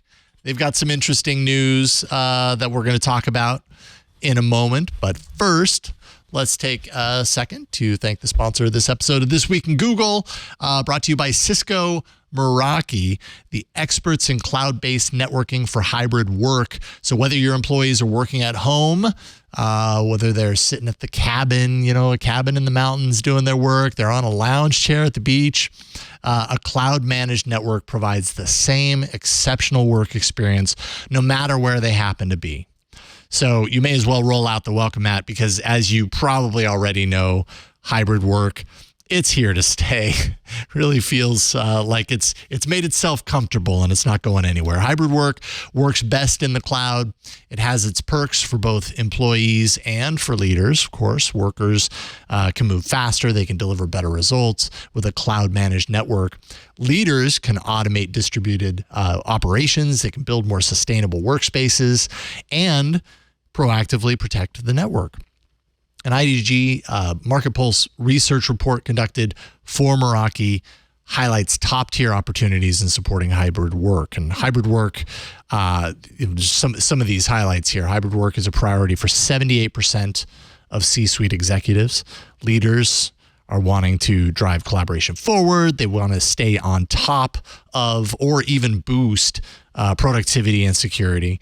Hybrid work also has its challenges. There's a lot of challenges. The IDG report raises the red flag about security. That's a real big one, noting that 48% of leaders report cybersecurity threats as a primary obstacle to improving workforce experiences. Always-on security monitoring is part of what makes the cloud-managed network so awesome. IT can actually use apps from Meraki's vast ecosystem of partners. These are turnkey solutions that are built to work seamlessly with the Meraki cloud platform for things like asset tracking, location analytics, and a whole lot more. And you can do these things to achieve a number of goals here. You can gather insight on how people are using their workspaces. So in a smart space, environmental sensors can actually track activity and occupancy levels to stay on top of cleanliness is one example. You can reserve workspaces. So, and that's based on vacancy, that's based on employee profiles, also called hot desking. This allows employees to scout out a spot in a snap. Locations in restricted environments can be booked in advance. That can include time-based door access and other conveniences. And then mobile device management, integrating devices and systems that actually allow IT to manage, update, and troubleshoot company-owned devices, even when the device and the employee are in that remote location. So you can turn any space into a place of productivity. You can empower your organization with the same exceptional experience, no matter where they are working, no matter where they call work, with Meraki and the Cisco suite of technology. You can learn how your organization can make hybrid work work. All you got to do is visit meraki.cisco.com/twit. And we thank Cisco Meraki for their support, their continued support of the Twit Network and This Week in Google. All right. So Substack had a bit of an announcement. I guess they first announced this last week. And now their new feature called Notes is rolling out to all users effective yesterday. Have you played with it yet? I'm not really. If you subscribe to any Substack newsletter, they know who you are. And so I didn't even have to sign up. I just went to it and boom, I was in it. And that was it. So what did you think? Substack.com/notes. It looks, I never want to agree with Elon Musk on this earth, but I kind of agree with him at one point. It looks exactly like Twitter. Oh, really? It is a complete ripoff of Twitter, but hey, fine. If you're going to rip off somebody, rip off Elon Musk now. So it's mainly it starts off with it has the starter kit. One of the big problems of all these, of Mastodon or Twitter or any of them is, well, who do I start following? Well, it starts off with all the Substack authors promoting their own stuff. They've obviously been there for a while. So it has content going in. It looks nice. The people they have, there's some people on Substack I really don't like, but there's people there I do like. The problem I have, of course, is just like Post.News, is that it's owned by one company and it can be bought by a nihilistic idiot, just like Twitter was. And so we're still at risk. If you go to substack.com/notes, Jason, it depends on whether you're signed in. So I'm on it, and I don't have that many newsletters that I subscribe to, but there's only one person. It's Timothy Lee, who's put a note in right now. That's all? I see some other, like, you had subscribed or home? That's subscribed. I've got Zenyep. How do you know? Zeynep Tufekci? Yes. I've got her. But if you go to home, it should be populating you with lots of stuff, doesn't it? It's not that much. It's like 12. Let's see. Yeah, it's like maybe 20 people as I've scrolled down most of the way. And honestly, these are not the people I want to hear from. Yeah. But I think it's just like Post.News, Stacey, where people are saying, "Ooh, it's a better Twitter. Let's all go there." And I'm like you. I'm basically shrugging at it. I thought it was. But there is Andrew Sullivan has posted a puppy picture. But it's Andrew Sullivan. I know, right? Yeah. I don't even know if I have a Substack account. Probably don't. If you subscribe to a newsletter, Mike Elgin is there. Well, he's not Substacking. He's not noting. In a taxi in Mexico enjoying Substack Notes. Yeah, I've got who are these people? And why do you think I want to talk to them? Yeah. See, I feel like Post.News now. If I go to the subscribed in Post.News, there's one guy who's posting. That's basically it. Everybody else has just given up on it. I've got as economists. Those people are the worst. Ugh. Grumpy Stacey. I get newsletters emailed to me. I never go to Substack.com. So that's why I was like, that's what I was just wondering. Just because I get them in my email, does that mean I'm part of Substack? And looks like or you could be, yes. Apparently do, because I just tried to log in and it emailed me a link to log in. So, I didn't know I had a Substack account. Dan. Dan's on Substack. Yeah. Yep. That's right. Dan Patterson. Okay. Dan Patterson's newsletter. Yeah. So now during this show, I've realized I don't actually have a Substack account, even though I get some of these newsletters by email. So I just kind of assumed I had one, but apparently I don't. So I'm trying to sign up for some of these things that I get the emails What's from. What's the point, Jason? Maybe I did create it at some point. I know I had to. I think I pay like one or two people. Bro, I paid for one, which may be why I have it. That's why. Because I have. Okay. Dude, this looks like Twitter. Oh boy, doesn't it? With orange on it. Yep. So it looks better. But yeah. But man, this looks like Twitter. Wow. I mean, I guess I can understand the thinking here. If you are writing a newsletter, well, Stacey, you would probably be the one to talk about this better than I. But if you're writing a newsletter, you're cultivating that community, having some sort of direct social engagement platform that's tied in with the community, around the community that you're creating, which I mean is the same thing, right? That Twitter is trying to do with this newsletter thing, and Elon got all upset that Notes even existed, and I don't even know the status of that at this point. He had kind of like filtered the things off of Twitter. I don't know if they're still allowed to talk about Substack at this point, but as a content creator, does it make sense to have this sort of a network tied so closely to the place that you're using to distribute that information?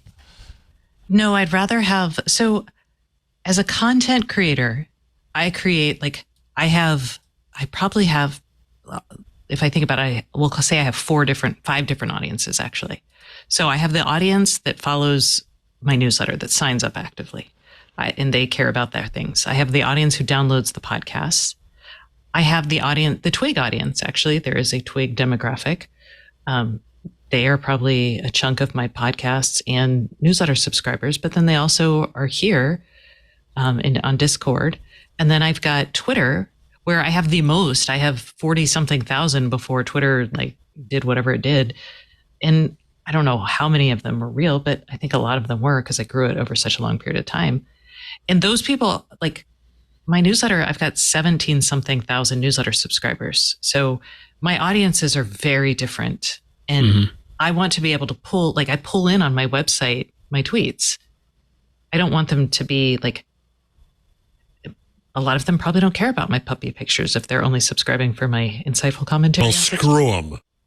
Well, the point is, I don't want to give those people, I don't want to spend time going into a platform to give them puppy pictures, but they can see it they can see the Twitter stuff if they want, right?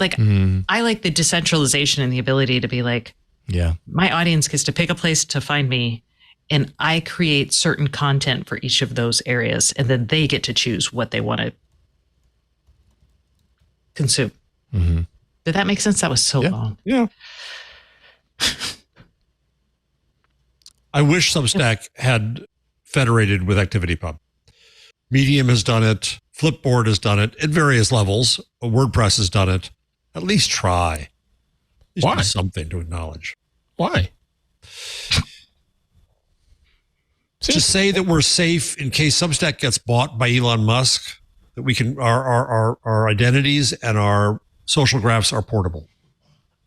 Yeah, I guess everybody has a price. So putting it out there in Fediverse liberates it, if you will. That's what you're saying.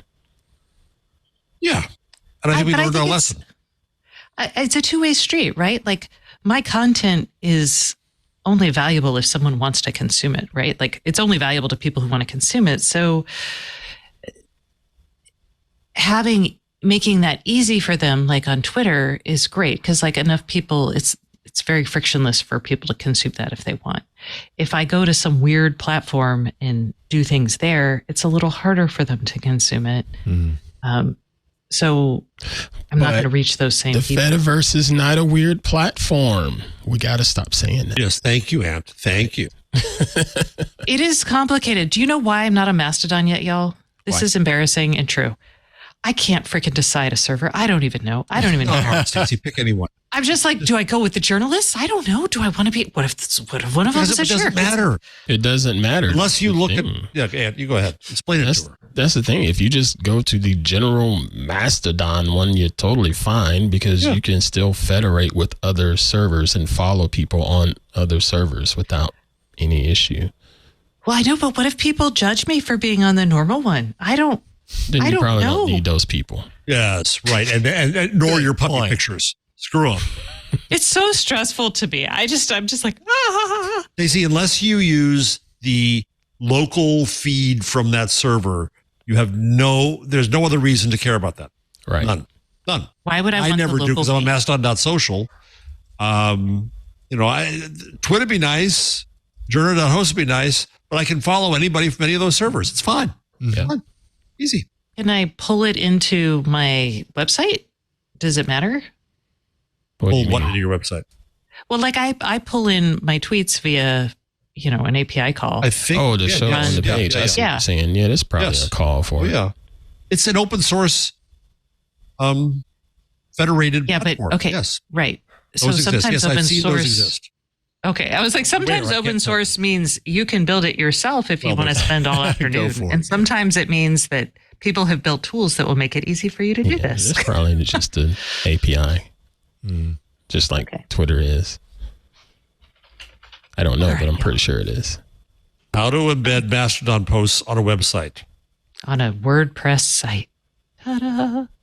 Plugins. Yeah. Plugins, baby. Absolutely. Yeah. Okay. How to embed a Mastodon RSS feed on any website. There you go. That's the one you need.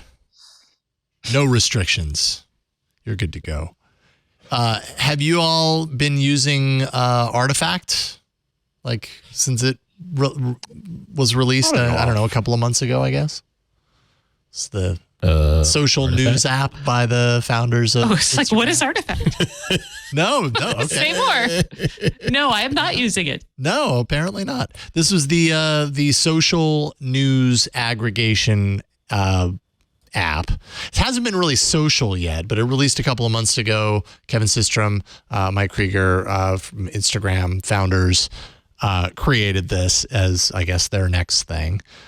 I've been using it for the last couple of months to kind of, get in the habit of using it to scan news stories. It's kind of like my passive, like, I'm bored, pick up my phone. What's in the news? I open up Artifact and kind of scroll through it and everything. I think the overall intention is that it'll be more of a social kind of like interaction, as far as like the people that I follow, what are the news stories, kind of similar to Nuzzle, I suppose would be the closest comparison. Is that, people that I follow on Artifact, what are they reading? Here's what I'm reading, some that sort of thing.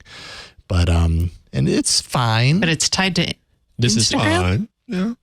No, it's not tied to Instagram. I mean, it's the Instagram founders created it. Founders did. They left. But it's not like linked to an Instagram account or anything. It's totally separate. And this is invite only still? Or No.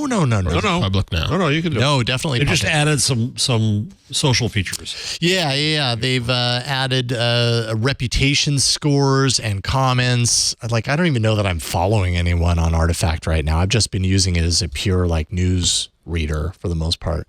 Basically, what it's been for me is, when it first came out, I was like, what's the difference between this and Google News? I mean, Google News really uses kind of like, Google's, know-how on the back end to understand what news stories I want to read. And that's what the folks at Artifact are really going to town on. Like, we know what you want to read. After you read a certain number of articles, we'll have a better sense of the articles that you actually want to read, and we'll present them to you and everything. So that's what I would hope, right? Yeah. I mean, between the two apps, I honestly don't know that I see a whole lot of difference, to be honest. I guess the social features would be the difference. I just haven't really been using them. And now there's reputation scores that would be attached to users. You can add comments, I guess, to articles that are shared inside of the app. So, well, bringing in the Google angle here, I'm interested in this because my experience with Google News has started to become craptastic again. Oh, okay. And I'm really tired of hitting not interested to try to retrain it. And I'm like, I've been using this service for years. What makes you think I'm interested in this thing? And I haven't ever been interested in this thing, so stop showing it to me. So if this is going to clean that experience up for me, I'm hitting install right now on my Pixel. Yeah, it takes a little while to kind of train it, and they actually have kind of part of the experience, that you can go and you can see your account. It's like at 50, you're working towards that first 50 articles read. They gamify it a little bit. Yes. Which is obnoxious, but yes. Yeah, they do kind of gamify. I don't want your badges. I don't want your stinking badges. They don't come out and like hit you over the face with the gamification aspect. They did today. You kind of go in. So two more to go, Jeff, and you'll. Oh, Interesting. News hound. I wonder if I have my notifications on that app disabled because I don't get anything from that app. I never allow notifications on anything anymore. I'm just like, nope. Yeah, why? Nope. Why do I need You've got notifications nothing from for your me. app? Like, I totally am the same. I deny most of the time. I deny, and it's wonderful. I have to say. Yeah, I feel like if you're going to ask me for notifications, you need to be like, well, what are you going to notify me about? Right. Like, what do I what actually you need to know right now from you? Like my doorbell? Okay, sure. Notifications Sure. make sense. Mm-hmm. But, my Sonos was like, can we send you notifications? I'm like, I can't think of a reason why. No. Not many things in my life need like immediate attention when it comes to Sonos. So Yeah, I'm like, is there like a caution? You're about to listen to something that will poison your mind forever. right. Oh, I don't want that. You aren't going to like this song. Okay. This song will never leave your head again. No, not Hotel California. Go. Oh, so this is the democracy episode. I mean, there's plenty of more stories in here. What do y'all want to talk about? As far as the remaining stories that we have in here, we have too many stories to get through all of them. So I I'll throw it never out to intend you. them to be all of them. It's just I know that's why today's awesome, Jeff. Board. Yes. We talked about TikTok over the last couple of weeks, but I like what Mr. Jarvis put in here with the progressive lawmakers are fighting against the TikTok ban. Finally, somebody's speaking against it. I saw a couple comments at the bottom, and it all just made perfect sense. And yeah, a bit of it is a little echo of what I've been saying on this show. As far as we can be concerned about TikTok and ByteDance and all of the security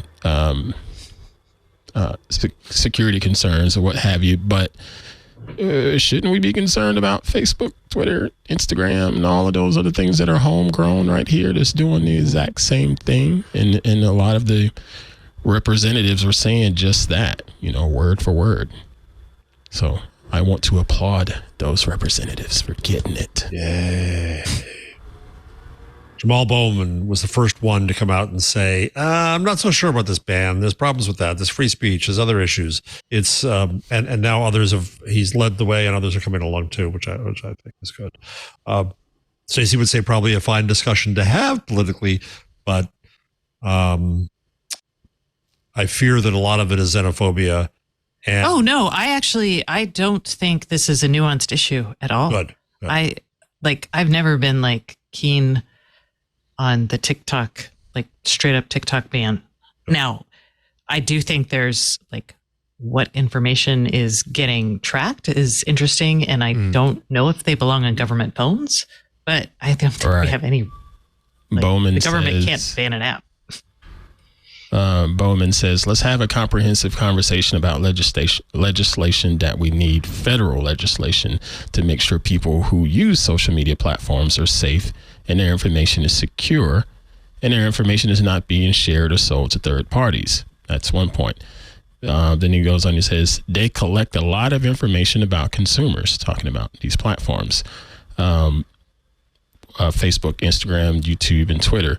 But of course, the concern about TikTok is it's owned by a Chinese company. And so therefore, is there a risk of the information being shared with Chinese authorities?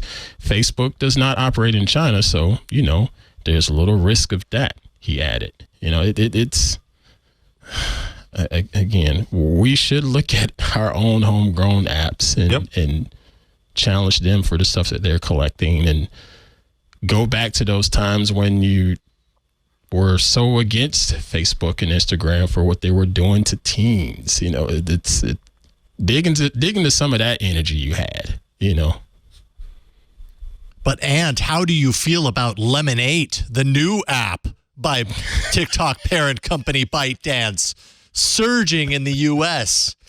Raging popularity. Just installed it a few minutes ago. No. I haven't installed it yet. No, neither have I. Apparently, What type of app is it? So it's social video, Grammy? one, Video. and photos. Whoa. Yes, it also has photos. So, I mean, I haven't used it. But the write-up, of the article that was included here just basically said it's kind of like TikTok with short-form videos and then also Instagram with photo sharing. So it's a little of this, a little of that. Social media influencers describe the app as if, quote, Instagram and Pinterest had a baby. Oh. First thing is, when's my birthday?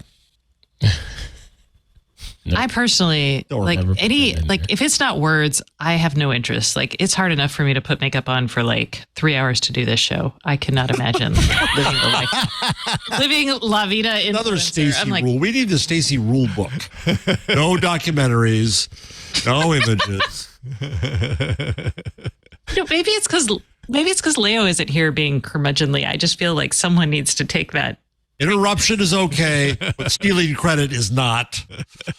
Yeah, I think these are all fair rules, to be honest. Yeah. No more than 18 minutes about whiskey. Yep. 17 minutes gin. Okay, 18 not. 18. I mean, even gin. No, even gin. 15 minutes. You're right. Gin, 15 minutes. No more. And for those of you who don't know, on Windows Weekly, there was a long soliloquy about making 33 minutes. I thought it looked like Security Now, and Steve was going on about something, and Leo had left. And people love it. They want him to do TED Talks about this, and God bless him. But I thought, oh, geez, when's our show going to start? So that's what funny. It was. I like their whiskey on Windows Weekly. I have a story I want to hear Stacey on. Yeah, what is it? I'm sure this is just a case where I just haven't been on the news and I don't know, but how could Samsung's profits plunged by 96% and chip productions and all kinds of crises? I mean, chips are a commodity, man.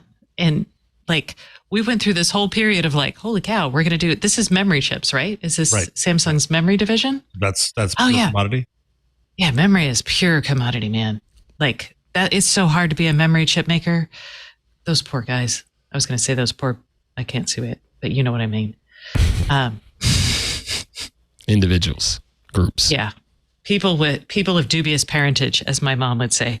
But yeah, it's tough out there for the memory guys. So I don't know what else to tell you. Okay. All right. I just thought, because the PC market going south and the chip market. Well, yeah. And there could be lower demand. I feel like during the pandemic, memory wasn't actually a shortage issue. Memory chips weren't. Processors were, right? Wi-Fi chips were, various different components that are needed, like PMICs were a big deal for some companies. Chips can cover a lot. But yeah, sorry. This isn't that sexy. I'm sorry, all right. Jeff. Thank you. Jeff asked the No, I'm not. I want to give your story all it's due. And I'm I don't know what else to say. No, next to the rule book, Stacey wants sexy story. Commodity story. I'll tell you what's not sexy right now. And that is Meta. Meta, apparently. Oh, boy. Not very sexy. Once very sexy. I don't know. I'm going to stop saying sexy because it's weird when I'm referring to technology as sexy.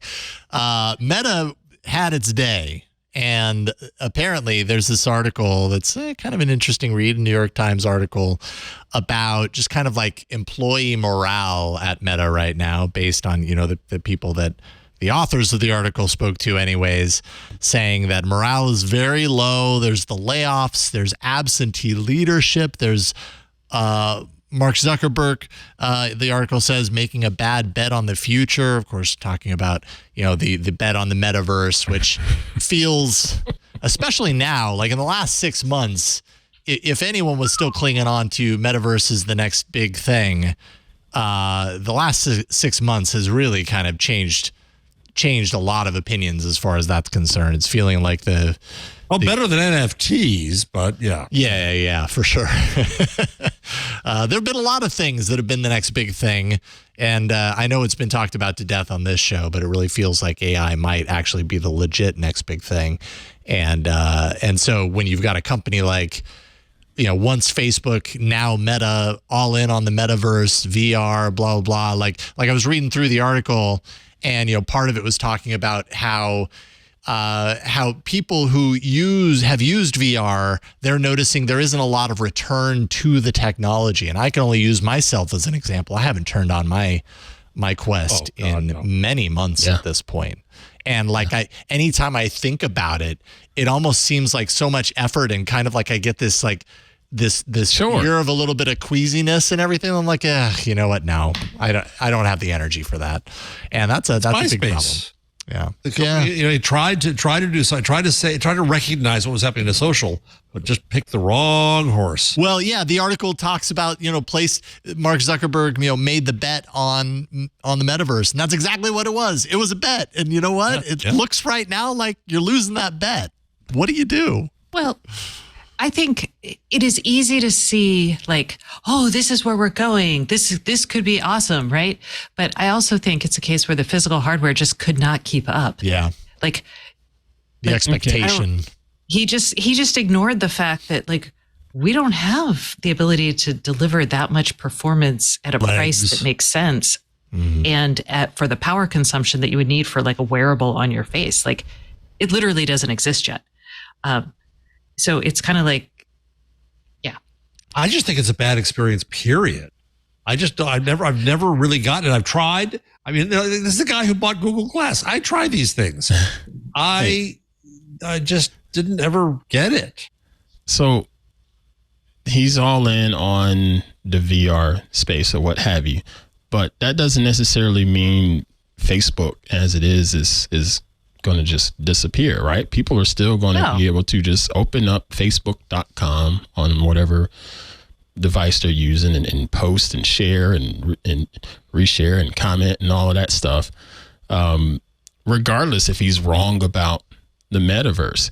I mean, he and the company, they have so much money. It's not like they're laying people off or whatever, but it's not like they're hemorrhaging the way Twitter is hemorrhaging right now, right? Facebook's not going anywhere anytime soon. No, so why and not his ownership, just go ahead and keep betting? Yeah, and he has enough ownership shares that he can keep for a while anyway. He could make another really terrible bet if he wanted to. I guess. Right. I'd imagine his next bet has something to do with AI. Just a guess, but just throwing that out there for people like Stacy who don't have enough friends to be in Dungeons and Dragons. Facebook will now make up friends for you. Oh, there you go. That's the next. Will they play Dungeons and Dragons? Right. Oh, will somebody play with me? I salute the guy for being, just, hey, I believe in this and I'm going to keep working at it. I don't care what people are saying about it. He's passionate about it. Hey, he cares now. Have at it, man. Do what you want to do. It's not hurting any of us at the moment that you're passionate about building this mythical place. Just keep doing it and keep providing facebook.com to everybody because, people can't live without that. And that's sarcasm, by the way. And then there's Twitter. Any thoughts on this whole open source or the source code being revealed for the recommendation algorithm? Why is Twitter doing that? Came and went while you were on vacation. Yeah. Was that already on the show? Did you already? No, we didn't talk about the show. We didn't talk about it. But people just to background you, they found a few odd things like, is this a Musk tweet? Is this other things? Yep. But then it just kind of interest waned quickly. Got it. A lot of redacted information too, right? Didn't necessarily reveal everything. No. That was my understanding, right? Yeah. Right. Mr. Alex Stamos and his co-hosts on their podcast talked about it. It was quite entertaining. Just the idea that they applauded him because they applauded Musk. When I say him, they applauded Musk because Musk did say, we're going to put the code out there. All right, you did put the code out there, but you didn't put everything out there. What is all of this other crap they're trying to hide, and what are you expecting to gain from putting it out there? Because some people are believing that what he put out there is opening it up for people to game it even more, game the system even more when it comes to Twitter. I don't know if I believe that, but because the way people talk, so nobody's using Twitter. Okay.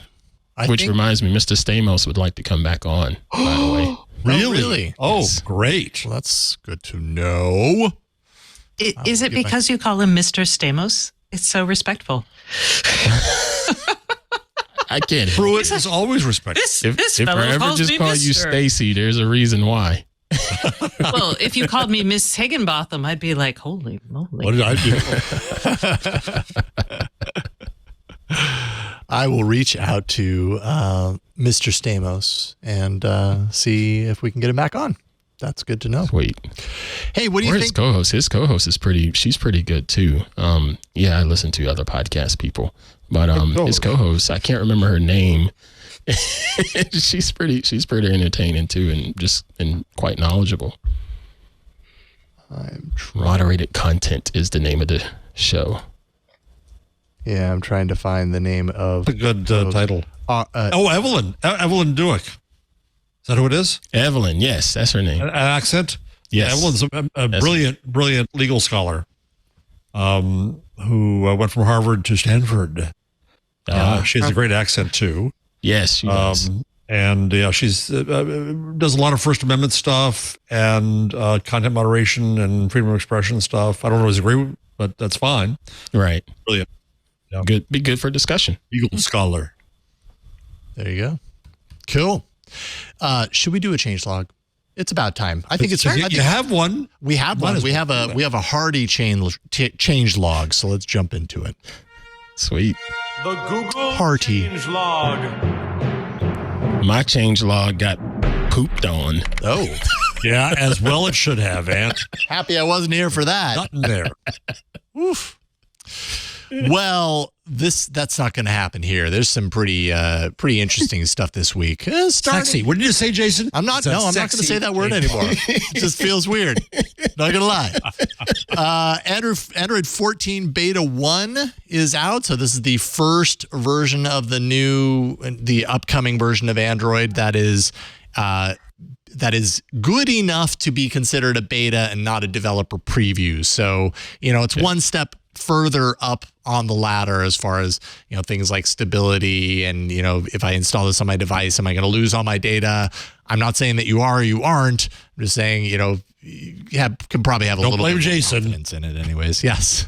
Don't follow in my footsteps. I have not installed the beta yet, but I will probably do that because usually by the time it hits beta is when I tend to put these on my device these days. Mm-hmm. So I might have an interesting week ahead of me as I make that happen. But Smarter System UI tent pole says 9 to 5 Google. Android 14 is going to feature more prominent back arrow, some tweaks to how the back gesture works, kind of a smarter back gesture. So one of the things that I know about is like when you swipe to go back, you actually end up getting this kind of like preview of where you're going. It's not like a black box of like I swipe back and who knows where I'm going to end up. It's like if you swipe and you hold, you actually see the screen that you're going to. So can you choose to go even further back?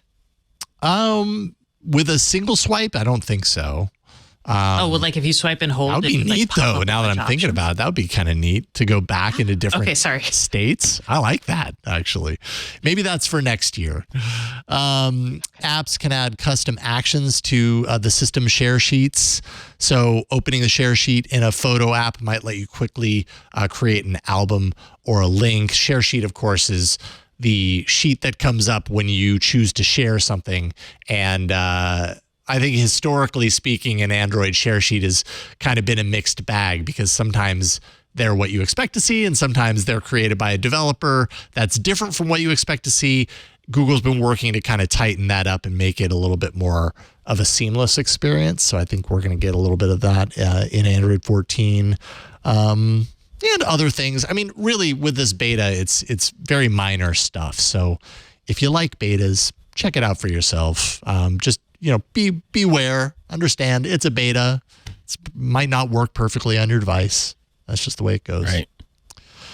Pixel 7 April update is fixing just a few bugs. There's a Bluetooth issue, Bluetooth devices and accessories suddenly unpairing from the device silently. This fixes that issue if you've encountered that on your Pixel 7.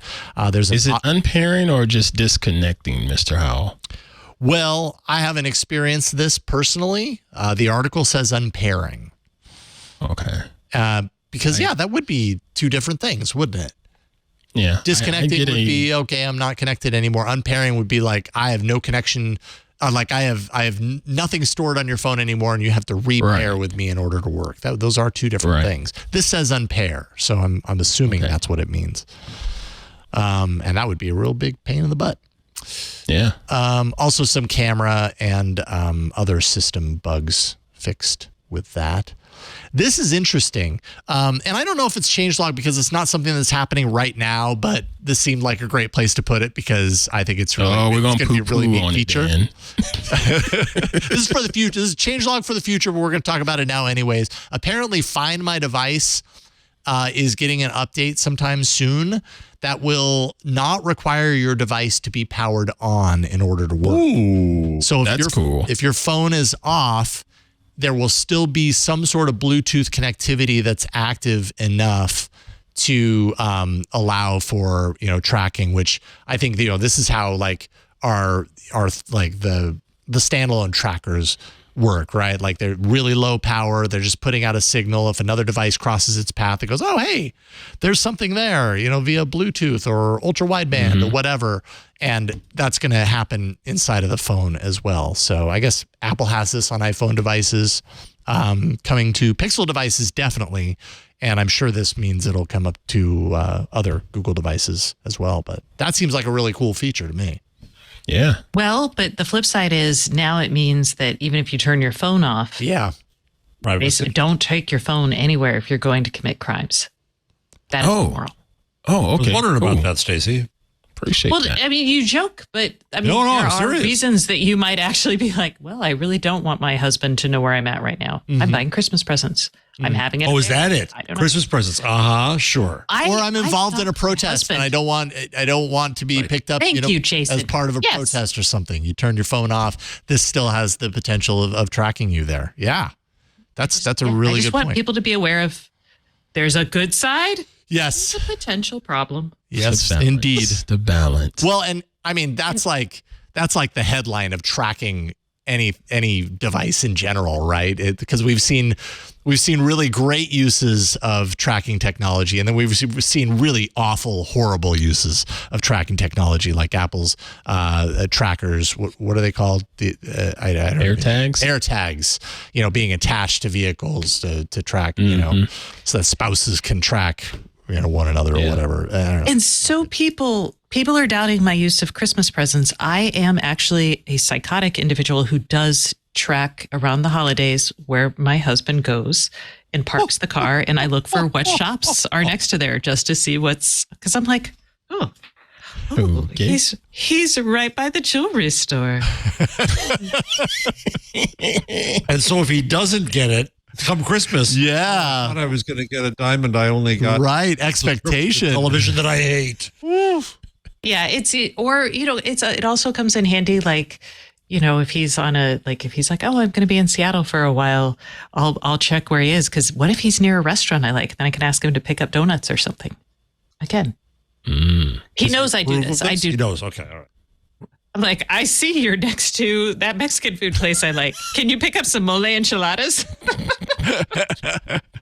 That's really handy.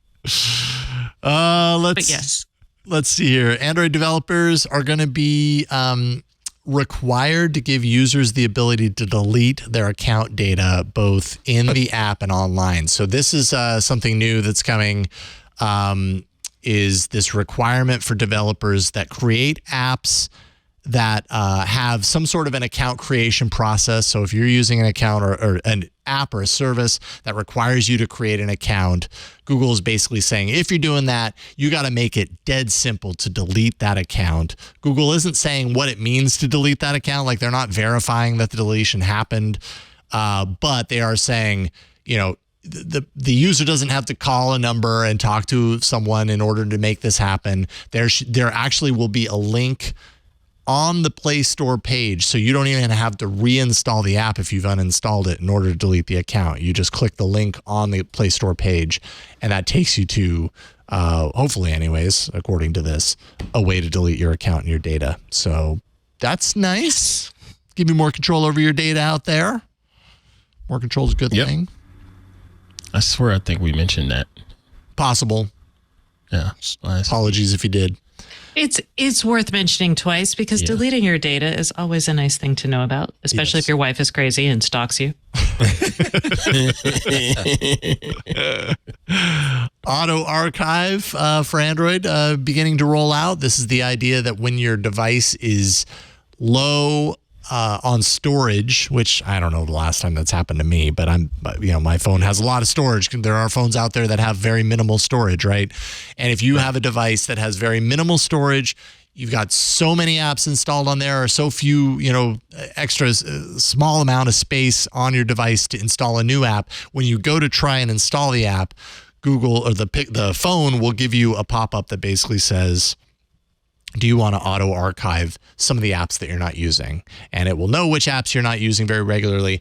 And, only certain types of apps will be able to do this. It's apps that are created with what's called an app bundle, which is essentially kind of compartmentalizing the app. So it's not one single file, but it's lots of little pieces that make up the file, so that when you decide you want to auto archive that app, it will remove most of the app, like 60% of the app, but still leave the data, the important pieces of the data, so that later, if you want to reinstall it, you just tap the icon on your home screen, it'll pull it from the cloud, and it's like it never went anywhere. You pick up right where you left off. So, neat for people who have low storage on their devices. That's not bad at all. Let's see here. What is this? App streaming for Chromebooks. So this is essentially, you've got your phone and you're sitting down with your Chromebook and you want to pull up like a stream of your phone on your Chromebook. So it's essentially pulling up the apps or an instance of your phone on your Chromebook display and then being able to interact with that data on your screen. So is that like the AirPlay stuff that Apple does? I'm not sure if I understand. I know that it's like what Apple offers between the iPhone and the Mac. I'm not sure if it's AirPlay that powers that. I'm not quite sure. Okay. See, but it's all new to me. Yeah, but Apple does offer this between iOS devices, or at least iPhones, as far as I know, and the Mac OS, is that you can kind of open up an app. At least I'm pretty certain that Apple offers this. Anyways, Google's offering it as well. We know this because there's a new app, cross-device services, that will allow you to do this stuff. It's kind of the starting point. We're not quite there yet, but this app will enable it, and it'll allow you to do things like reply to a message, check the status of a ride share, start or edit your shopping list from your Chromebook using your phone. These are examples, of course, that the article pointed out, but yeah, so, kind of increasing the abilities of your Chromebook by connecting it with your phone. And then finally, in this supercharged change log, personal loan apps can be really scummy. Google has been cracking down on this kind of segment of apps for a little while. They had put some... they had basically capped these apps at 36% as far as the annual interest rate that's allowed in the Play Store for these apps, which is insane. I'm kind of like, why 36%? Yeah, even that is horrible. But apparently these apps went higher than that. And so they did that a while back. Now they're restricting this category of apps from having access to certain data points on the phone. So things like photos, videos, contacts, precise location, call logs. Why? Because these apps were using that access to glean information about the users who are taking, or the borrowers who are borrowing this money at insane annual interest rates, and then going after the people in their call logs or modifying the photos to shame them to pay back And that's really scummy stuff. So Google's cracking down. Imagine collections if they always knew where you were, even if your phone was off. Oh my goodness. Wow. Horrible. So anyways, they're cracking down on that. I think that, I know that this starts May 31st. So not too much longer, and that will be in effect. It's good stuff. This is like... The fact that happened at all is horrible. Yeah. Oh, totally. Totally. Yeah, it's super yucky. So good change log, but we've reached the end. So you play the drums. All right. We are at the picks time. We got to get this show wrapped up because Stacy's got a birthday dinner to get to. So, Stacy, why don't we start with you? What you got? I have a lovely pick. I have so many picks because I haven't been here. I'm going to grab it for you. Or them. You said you had so many. I'm assuming it's them and not it. Oh, I can't. No, it's it. I'm not going to do all of the picks. That would be insane. I see. I understand. This is the Homey Hub. Oh, one of my hairs is stuck to my hand. That's disgusting. This is a $70 smart home hub. And this is what it looks like. See how pretty the little LED light is? Yeah. Reminds me of my Nexus Q. Oh. Sort of. Yeah, okay. No, I mean the light does. The light that surrounds it. I was like... know? No, not the device itself. Just that like round LED light. Okay, so this is the Homey Bridge, and this is a $69.99 device that is sold now in the US. It's from Europe. It's a European company called At Home. And their big thing is privacy. So they also have a fancier version for $399.99 that is called the Homey Pro. This guy is cheaper, but they still want to emphasize privacy. So if you buy this, you can control only 5 devices in your house without having to pay anything else. If you pay a subscription fee, and I know y'all hate subscription fees, but it's $2.99 a month, you can control as many devices as you want. They charge the subscription fee because they are incurring costs when you connect devices to the cloud, right? They have to make sure this device stays up to date. They have to make sure the software is all running, the integrations are all running, et cetera, et cetera. So I'm just explaining how this works because most people are like, subscriptions suck, and that's fine. If you hate subscriptions, you can pay for the really expensive one that does everything locally. But this is an interesting device. It has Zigbee, it has Z-Wave, it has Bluetooth, it has Wi-Fi, it acts as an IR blaster, and it controls not all of my devices, but many of my devices, including my, not Sonos, it does include that too, but including my Sonoff blinds. Also, if you have IKEA smart blinds, it will control those too. So it's nice. And the other thing I like about it is it has these lovely automations that are super powerful. Their automations let you create some really awesome things, like you can say, if presence is detected and it's this time, or something else is happening, do this and this and this. It's just a really nice and very powerful kind of DIY smart home system. So that is the Homey Bridge. And if you want to try it out, $70, it's totally worth it if you're into this sort of thing. And if you like it and you want to go even further and get the Homey Pro, because it's an IR blaster, you can still use the Bridge with the Pro as an IR blaster for controlling your TV or AV or your blinds. Questions, comments? I like it. Oh. I mean, I'm like, is there anything y'all want to know? Kind of sounds wise. What's the company the Chinese company that sells the nice cameras and stuff for less? It is nothing like Wise. Oh, well, never mind. Wise takes devices that are made in China and they rebadge them. I just mean they're reasonably priced. Oh. Well, this has a subscription. Wise doesn't really have a lot of subscriptions. I mean, they have some, but never mind. Yeah. The hardware, I mean, it's a nicer looking device. You can turn the LED light off if you want. Because usually to control my blinds, it would be in my bedroom where my blinds are. And obviously in the middle of the night, I do not want a rainbow LED. So, but yes, that is That is the device. Very nice. Homie, it'll play that. Let's see here. Jeff, what you got? So I'm going to do something I had up higher on the rundown to do a little inside baseball here about podcasting. Oh, yeah. Story that you probably all want to forward to Leo and Lisa if they haven't seen it.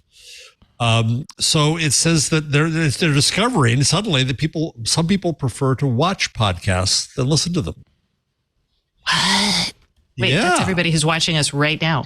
Right. So Morning Consult found that 46% of podcast listeners said they prefer consuming them with video compared to 42% who prefer they listen. On the other hand, Westwood One found 10% prefer to watch. But still, what it means is, according to Neiman Lab, which does very good reporting around journalism and media, that a lot of media companies are preferring YouTube now more for their podcasts. Yeah. ESPN has some, Mike Foss said ESPN did 1.7 million views in the first month on YouTube in 2017. And now they're showing them up at 206 million views in 48 hours. Yep. FS1 is doing pretty much the same thing. They have their popular shows of I think it's called Undisputed with Shannon Sharp and Skip Bayless, where they sit and go over different sports news and usually fuss and yell at each other. But then they put those clips on YouTube, and it's way more viewership on YouTube versus what they're getting on the broadcast. And they've been doing this for years. They saw that coming years ago, and ESPN jumped on just shortly after that. And yeah. And ESPN says that the YouTube Shorts makes it easier to pull bits out of the podcasts and promote them within the YouTube ecosystem. That's marketing 101. Westwood One found that podcast newbies, if there are any left out there, prefer watching to listening, and that people who watch podcasts are more likely to be younger, 18 to 34 years old, than regular old listeners elsewhere. Yeah. So I just thought it was useful for, as usual, Leo and Lisa are way ahead, and that doesn't get you much of anywhere, but they knew that first in line at the chopping block. That's what my parents used to tell me. She's harsh. Yow. She is in rare form today. And she is birthday girl. Oh, yeah. She can get away with anything today. That's right. So anyway, that was I think it's interesting for this very company that we love here and all of you out there love. And by the way, join the club. That's right. Should we do that right now? Yeah, sure. Club Twit. That's right. You heard, Jeff. Twit.tv/Club Twit. All of my orders. You get all of our shows with no ads. You get Twit Plus podcast content that's exclusive to the club. You get shows that you can't find outside of the club, including, of course, Stacy's book club in the club. Mm-hmm. That's just one of many. You get access to our members-only Discord, which is just a heck of a lot of fun. Yes, there's the animated GIFs, but there's just a lot of really great rooms with a lot of very focused conversation. Some of them about the shows and some of them just about technology in general or hobbies. And just, it's a wide range and very active stuff. So twit.tv/Club Twit, $7 a month. There you go. Thanks for giving me the entree into that, Jeff. Because it's important, because it's also very important to what we do here at Twit. It's become a really important. Whether you watch or listen, love us. There you go. And exactly. You can watch us if you like, or you can listen. We don't care. Either way, we appreciate you. And speaking of Club Twit, there's Ann Pruitt. Ann Pruitt, what do you have this week? Well, again, I about forgot about a pick of the week, but I remembered speaking with my hardhead this weekend and how jealous I am of him up at Pacific University in Forest Grove, Oregon. And this was their luau weekend at the university. But they actually live stream it, and I freaking loved it. It was 3 hours. And then speaking to Miss Stacy here in the show, I wonder if this is considered a documentary. Because what they're doing is all of the students are putting on the show, and going through all of the different Polynesian cultures and sharing information and tidbits about those cultures and doing the different dances. And it was so informative and so entertaining. And it's all the students doing this. And there's some adults in there leading the way with things, but this is mostly his classmates up there. And I told him, I'm like, man, you are so fortunate to be exposed to all these different cultures and learn about this stuff. And he's like, yeah, it's crazy to look down and see that a lot of these people are my teammates that I hang out with all the time. And he's just been learning so much stuff. And it made me think about my childhood and growing up in South Carolina and the stuff that I didn't get to learn because I wasn't exposed to it, you know, or even thinking about the fact of some things were presented pretty daggum poorly, you know, like Charleston, South Carolina. I remember this specifically. I just spoke about this with my mother. Charleston, South Carolina is pretty historic. And there's a spot there right there at the beach called the Battery.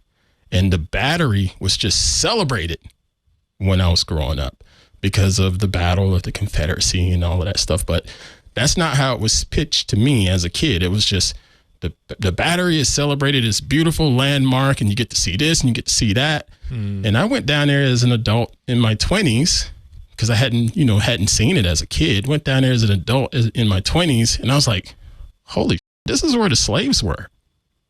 You know, why wasn't that brought up in school? It was celebrated, you know. And talking to my son, I'm like, you know, you're getting exposure to so much more information. You're learning so much more about the world. I'm jealous of you, man. So keep doing what you're doing up there. But anyway, shout out to Pacific University for what they're doing and educating my hardhead. That's really great. Wow. I can't believe that your kid's in university. Yep. Time goes so fast. One more to go. That's one crazy. more to go. Yeah. Wow. That's really cool. Thank you for sharing that. My pick of the week is very low tech. I was like, what am I going to do as my pick? And then I thought about the last couple of weeks and I realized something gave me a lot of joy on this trip. And it's a deck of cards. Yeah. Because while I was in Costa Rica, we were going out to dinner. And we would go out to eat and everything. My older daughter, she's 13. She now has her first phone. And so we're trying to teach her, you know, like the rights and the wrongs, you know, at least through our lens anyways, you know, the etiquette and that sort of stuff. And there were just a couple of meals where we were at the table and she's picking up the phone, you know, looking for our friends sending her messages. And we were kind of doing the same. Austin, you a lot of roaming down there. That took a little figuring out.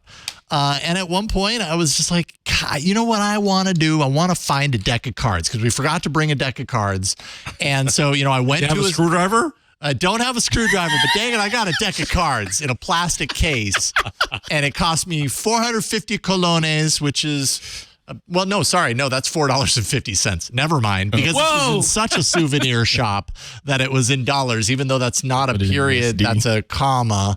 Anyways, $4.50 for these tiny cards, right? Which it's a lot to spend. You can get them for free if you crash a wedding. Oh, totally. I mean, I paid the total sucker tax. You know, I was total tourist with these deck of cards. I put them in my bag, and everywhere we went, I had a deck of cards, and we had so much fun playing cards, like when we were eating meals and stuff. And suddenly the meals just became, you know, even more enjoyable, something that we looked forward to, a game that we like to play called Garbage.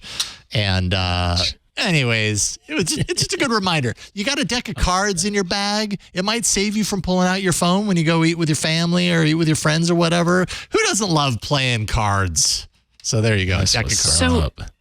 If you have younger kids who cards is too much for, might I recommend, there's a game called Spot It. We actually still play it in the world. Love it. Enough. Mm-hmm.